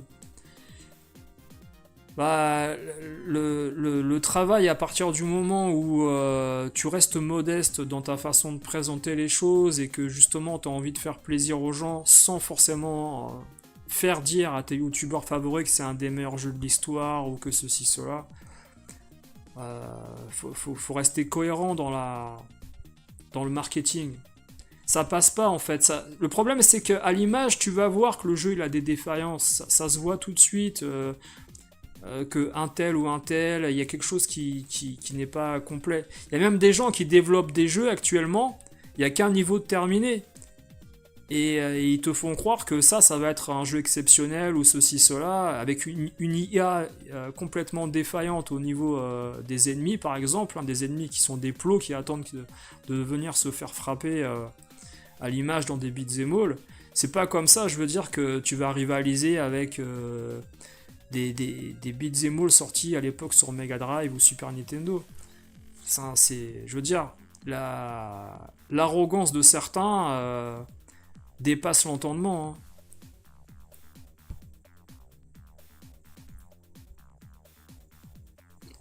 Donc voilà, les gars, chez Cora, il y avait l'Atari Lynx vendu. C'était...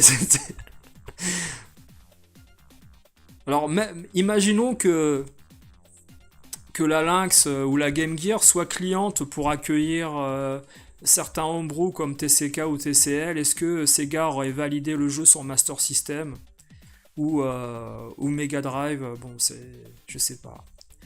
Sur Game Boy, vous me direz peut-être pourquoi pas. Hein, sur Game Boy, il y a eu tellement de jeux shoot 'em up, plateforme, etc. qui ont été très douteux, très questionnables hein, sur la qualité.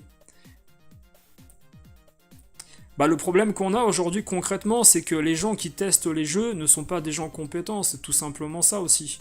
Et on peut pas demander à un créateur de tester son propre jeu en disant exactement si le jeu est bien ou pas, en fait. C'est pour ça que les démos sont faites également. Voilà.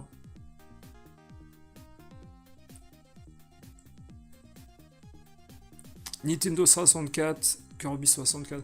Et comme quoi, vous savez, le truc qu'il y a également, la clé qui peut vous faire réaliser que vous n'adhérez pas au homebrew Mega Drive du passé ou dans le futur, c'est en rejouant à des jeux d'époque que vous n'avez peut-être pas eu la chance de posséder ni de faire, et vous rendre compte que même des jeux d'époque qui étaient soi-disant moyens sont meilleurs que ces homebrew. Et c'est là où vous verrez que c'est assez dramatique la... Comment dire, le côté relatif que vous allez avoir avec la sortie de ces jeux-là. Vous allez relativiser en vous disant finalement c'est pas si bien que ça certains titres qu'on nous propose et on mériterait peut-être mieux ou on mériterait peut-être pas du tout ces jeux-là dans l'aspect qu'ils ont aujourd'hui, en faisant passer ces jeux-là pour des grands jeux ou des jeux potables. C'est tout le drame en fait. Hein. C'est pas parce qu'il y a un ou deux jeux qui sortent qu'il faut se satisfaire de ça. Et puis si finalement c'était si rentable que ça de sortir des homebrew aujourd'hui, pourquoi il n'y aurait pas plus d'éditeurs qui le feraient? Donc je pense que ça n'a malheureusement très peu d'intérêt, ça a malheureusement très peu d'intérêt pour les programmeurs et des studios aujourd'hui de faire ça. Vis-à-vis de la communauté, vis-à-vis de l'impact que ça peut avoir.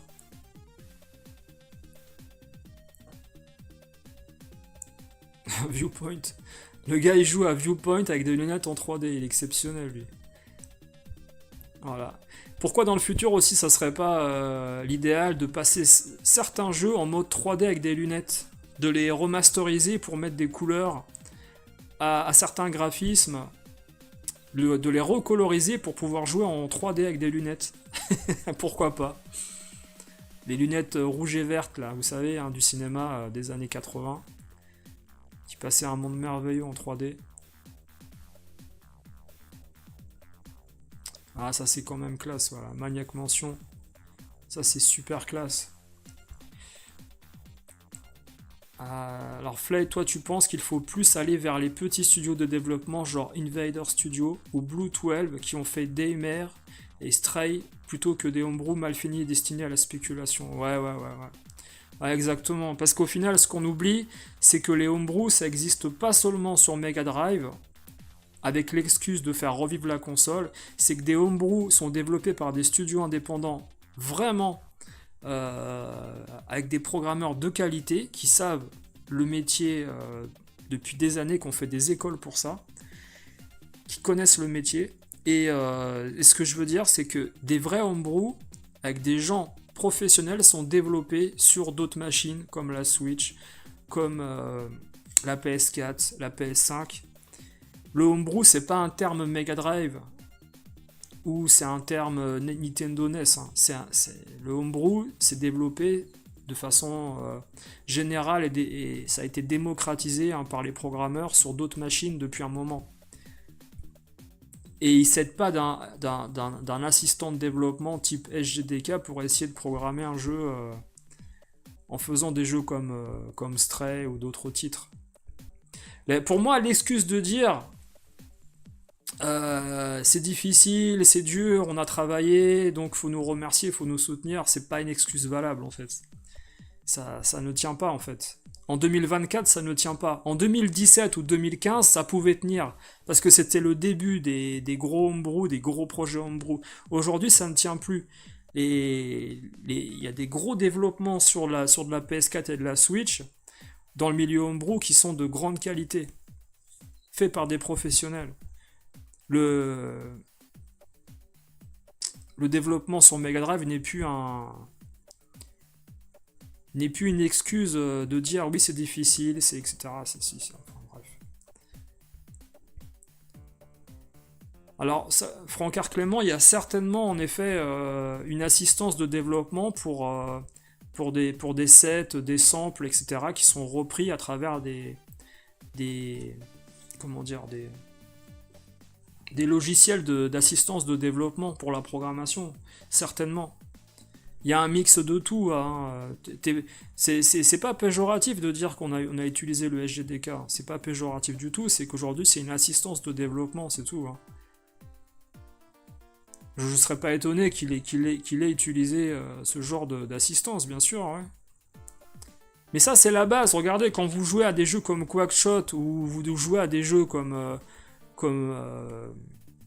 je sais pas moi, même le livre de la jungle ou Ristar ou... Enfin, quel besoin d'aller jouer à d'autres jeux qui sortent aujourd'hui parce que c'est en 2024, on devrait y jouer et on nous ferait croire que ces jeux-là pourraient être du niveau de Quackshot ou Castle of Illusion ou d'un Probotector. Enfin, réveillez-vous les gars. Il y a au moins 800 jeux devant en fait les programmations Homebrew au niveau de la qualité aujourd'hui, qui sont sortis il y a 30 ans. C'est des jeux sortis il y a 30 ans. Est-ce qu'aujourd'hui, avec tous les moyens qu'on a, on peut pas faire mieux qu'il y a 30 ans? C'est dramatique quand même. C'est dramatique.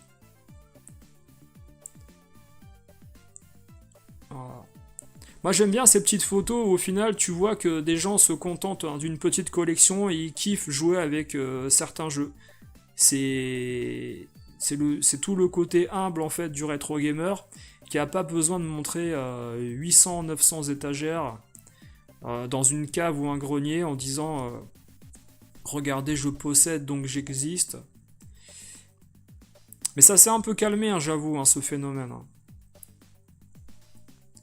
Ah, une jaquette custom de Double Dragon. Alors pour ceux qui veulent Double Dragon sur Mega Drive, c'est en boîte cartonnée, c'est Ballistic qu'il avait sorti en version Genesis. Il avait franchi l'Atlantique pour arriver chez nous. Et le jeu est catastrophique. Hein. N'achetez pas Double Dragon sur Mega Drive, c'est de la merde, hein, je vous le dis. Il est injouable, totalement injouable. Voilà. Alors s'il y a une chaîne que moi je vous conseille également, c'est My Retro Life aux États-Unis. Et c'est une chaîne exceptionnelle où il a eu la chance d'avoir un père qui filmait au caméscope son enfance, ses jeux, ses achats, ses séances de gameplay, tout ça. C'est un gamin même qui filmait la fin de ses jeux quand il les terminait, comme Castlevania, et puis les Megaman, les DuckTales sur la NES, tout ça, enfin, c'est pas mal. Moi j'aime bien cette chaîne, elle est vraiment bien. Après, tout le monde n'a pas la chance d'avoir eu un père qui filmait au caméscope les exploits de jeux vidéo quand t'avais 6 ans ou 7 ans. Ça c'est sûr et certain. Voilà. Alors, même Home Alone, alors là par contre on a trouvé un jeu discutable sur la Mega Drive qui est pas un très bon jeu. C'est un jeu vraiment moyen, mais il est meilleur que la version Super Nintendo, et Home Alone sur Mega Drive, ça pourrait être un homebrew d'aujourd'hui. Ça, ça je vous l'accorde. C'est comme Last Action Hero, ça pourrait être un homebrew d'aujourd'hui. Ouais, ça je vous l'accorde. Souvent, les adaptations de films sont assez catastrophiques.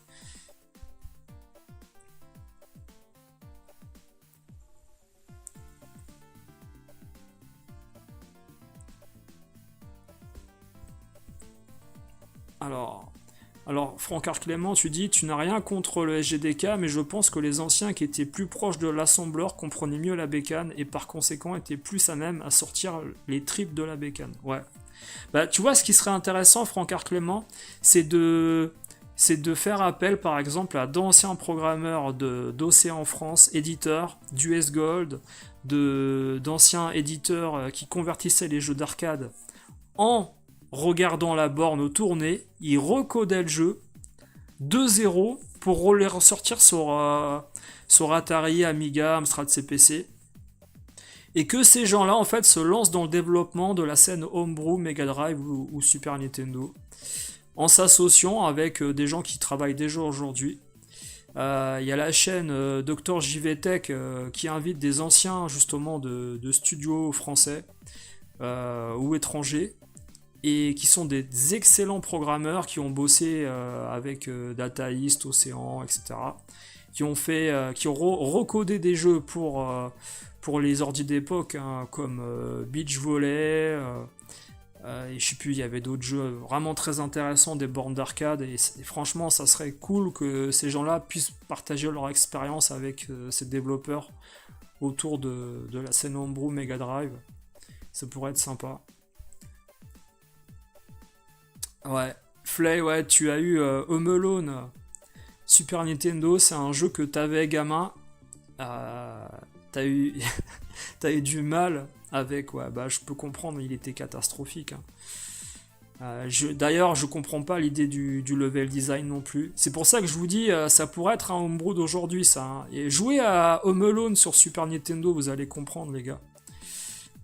Les jeux d'époque étaient financés par les constructeurs, aujourd'hui ce n'est plus le cas. Voilà, c'est toute la différence entre les indés et puis les grosses licences, hein. Voilà. Il faudrait sortir une console néo-rétro qui financerait les jeux. Alors pourquoi pas vous savez, la console arcade, je sais plus quoi là, comment elle s'appelle là, où tu mets les cartouches de compilation d'anciens jeux là, etc. Pourquoi sur cette console on pourrait pas développer? Bah d'ailleurs, ils l'ont fait, hein. Neophyte Studio, ils ont sorti leur jeu sur le truc, la console arcade, je sais même plus son nom là.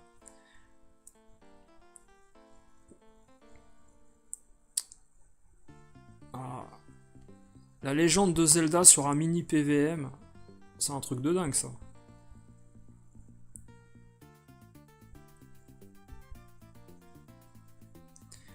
Alors, est-ce que 2025 sera l'année des PLV? Les PLV n'ont pas marché, hein. Les standees en carton, c'est pas un truc qui est en hype. Par contre, le Dioramax, le pixel art sous cadre, c'est en hype, je trouve, au niveau de la gaming room. Ça intéresse pas mal les gens. Et ça, c'est une bonne chose parce que c'est un truc que vous pouvez interchanger facilement dans votre collection sans forcément, on va dire, essayer de... Regardez ce que font les gens. Ils changent les écrans des Game Gear en mettant des écrans LED et ils vous mettent des Everdrive.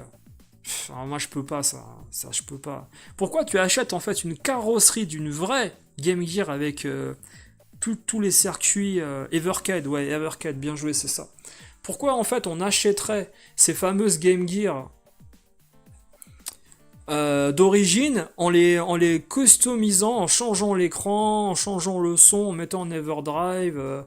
C'est plus une Game Gear en fait, c'est une console Evercade avec des jeux Game Gear et une carrosserie Game Gear, c'est tout.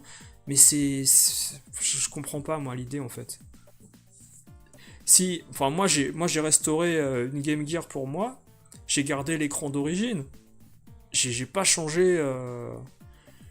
J'ai pas changé l'écran d'origine, j'ai laissé dans les configurations d'éclairage d'époque comment c'était, j'ai pas changé les haut-parleurs non plus, parce que les haut-parleurs, on peut faire quelque chose, hein. Sincèrement, les haut-parleurs sur Game Gear et Game Boy, c'est une catastrophe, hein. Voilà. Alors, la presse rétro gaming existe encore, jusqu'à quand, je sais pas, parce que j'ai l'impression que ça se vend pas beaucoup.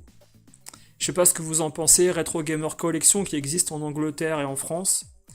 Il y a également le magazine, je sais plus comment il s'appelle. Il y a Retro Gamer Collection et l'autre c'est quoi là? Ça doit être Gamer Retro, un truc, une connerie comme ça, je sais plus. Enfin bref, j'ai pas l'impression que ça se vend beaucoup, hein. J'ai pas l'impression, parce qu'ils sont toujours en train de faire des rabais sur les abonnements et tout. Alors peut-être que carrément la presse rétro gaming va disparaître, sachant qu'il n'y a plus que deux magazines qui existent, je crois. Il y a également un spin-off avec un espèce de magazine Nintendo où parfois ils parlent de jeux rétro avec Mario Bros, mais c'est tout le temps Mario Bros et Zelda, donc c'est pas trop d'intérêt. Salut soviétique, quoi, ça fait longtemps, comment tu vas? Et puis, pourquoi pas? Moi, je pense que un truc qui serait intéressant, les gars, vous savez, pour 2025, c'est en plus de remasteriser certains titres pour la Switch, hein, des anciens jeux Nintendo comme Nintendo fait, pour les gens qui veulent découvrir et rejouer à des titres remasterisés. Enfin, ça serait sur la scène homebrew, et du coup, de pas forcément les vendre, hein, parce que vous auriez pas le droit de les vendre, mais de redessiner certains pixel art, de refaire également certains décors de jeux déjà sortis sur Master System, sur NES, si des gens sont capables de faire ça. J'ai vu que ça a été fait de certains titres sur la Super Nintendo. Des gens ont embelli certains jeux déjà sortis et de les proposer en version émulation sur la scène homebrew, ça pourrait être pas mal. Sur Game Boy aussi, ça existe, ouais, en effet, ouais. Pour la Game Boy, un IPS, ça change la vie parce que à l'écran d'origine, ça pique, ouais. Bah, j'ai la chance en fait d'avoir une Game Boy FAT32 qui marche encore avec aucun pixel mort jusqu'à quand je sais pas. Je l'utilise pas beaucoup, je t'avoue.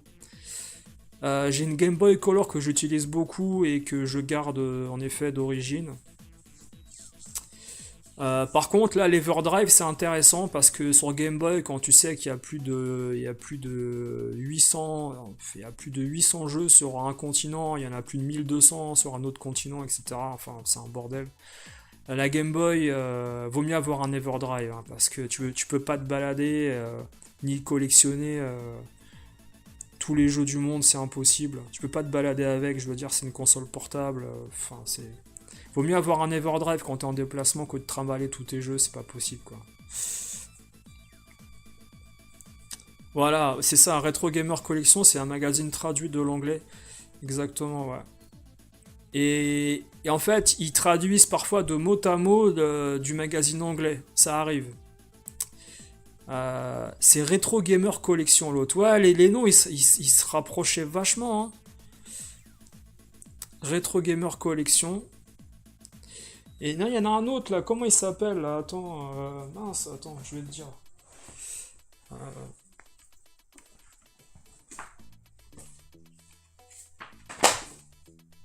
Ah si, c'est ça, voilà. Non, mais c'est ça. Non, mais c'est ça, ouais, c'est Gamer Retro et Retro Gamer Collectionné, ils sont pas fait chier. Hein. C'est ça. Moi, je cherchais un autre titre en fait, je sais pas pourquoi, mais en fait, non, c'est ça. Alors, ce qui est marrant, c'est que dans ces magazines, à un moment donné, ils parlaient des youtubeurs rétro gaming. Et de la France, des youtubeurs français, ils en parlent un peu moins là.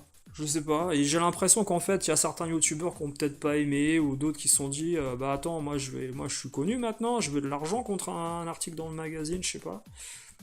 Moi je trouve c'est toujours intéressant de voir que t'as des magazines qui s'intéressent à l'actu de YouTube, voilà.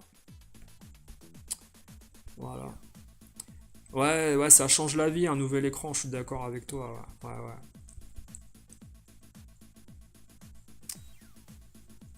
Enfin voilà les gars. Bah finalement on fera pas de gameplay, je ferai un autre jour du gameplay à travers certains jeux, voilà. Je voulais faire un peu de PC Engine, un peu de Super Nintendo, soit au niveau des shoot 'em up, mais on n'aura pas le temps. Et puis une émission de moins de 2 heures, bah c'est bien parce que au moins c'est pas trop long. Alors les gars, si j'ai un conseil à vous donner, évitez la Double Dragon Collection, c'est de la merde sur la Switch. Non, mais déjà, Double Dragon, les gars, voilà. Il y a que la version NES qui est bien. Double Dragon 1 et 2 sur NES, c'est des super jeux, même le 3 il est très bien. Tous les autres jeux là, alors en plus, il faut jouer en plus à la version Super Famicom de Double Dragon qui est la meilleure sur Super Nintendo, pour la vitesse, pour les musiques, etc. et la censure qui n'existe pas. Mais les jeux Mega Drive Double Dragon sont dégueulasses. Il n'y a pas les versions arcade. Et les versions Game Boy, bon voilà, c'est passable. Hein, c'est passable. Donc au final, Double Dragon Collection, c'est un truc pour les pigeons. Comme d'habitude. Hein, comme Jurassic Park. Hein. Jurassic Park, les gars, ceux qui ont acheté ça, enfin, je veux dire, ça sert à rien quoi. Les jeux Jurassic Park, ils sont vraiment foirés pour la plupart. Hein. Celui sur Mega Drive, il est sympa pour l'introduction et puis le scénario par rapport au film quand tu le fais. Mais c'est pas des très grands jeux, hein. C'est pas des très très grands jeux. Hein. C'est seulement la licence qui est forte, hein. Mais des grands jeux là, c'est non.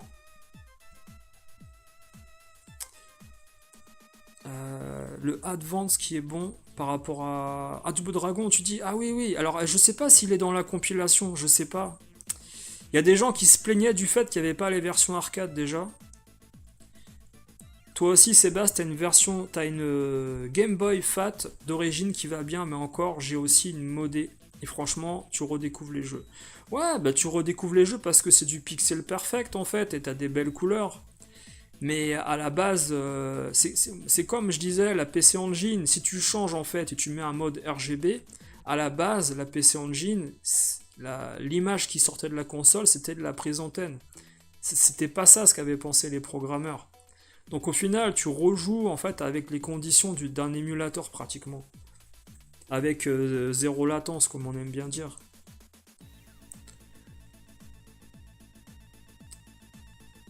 Ah, ils ont lancé un Kiss Kiss Bang Bang pour continuer, ils ont eu 250 abonnements. Ouais, c'est ça, Colonel Harry, je pense qu'ils ont du mal.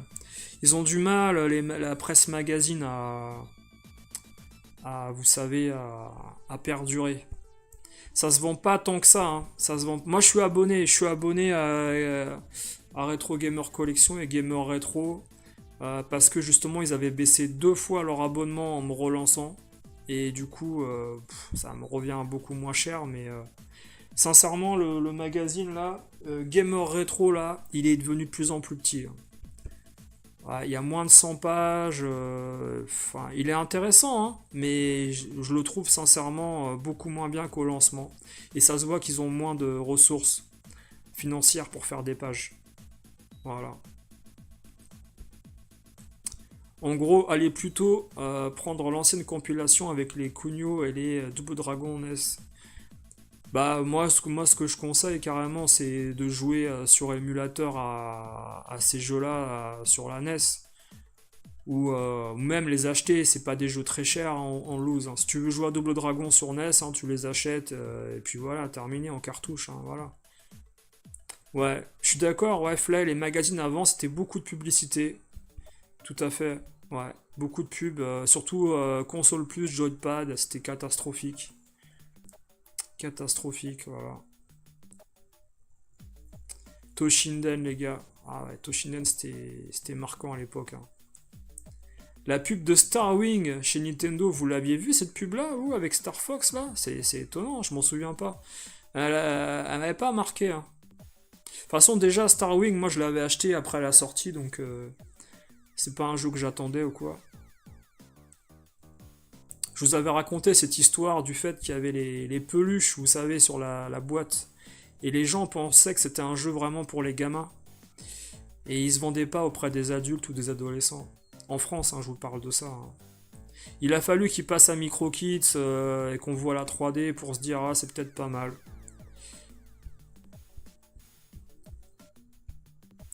Enfin voilà les gars, écoutez, je vous dis bonne soirée, portez-vous bien. Et puis faites-vous plaisir avec vos jeux en tant qu'ils marchent, hein. Voilà.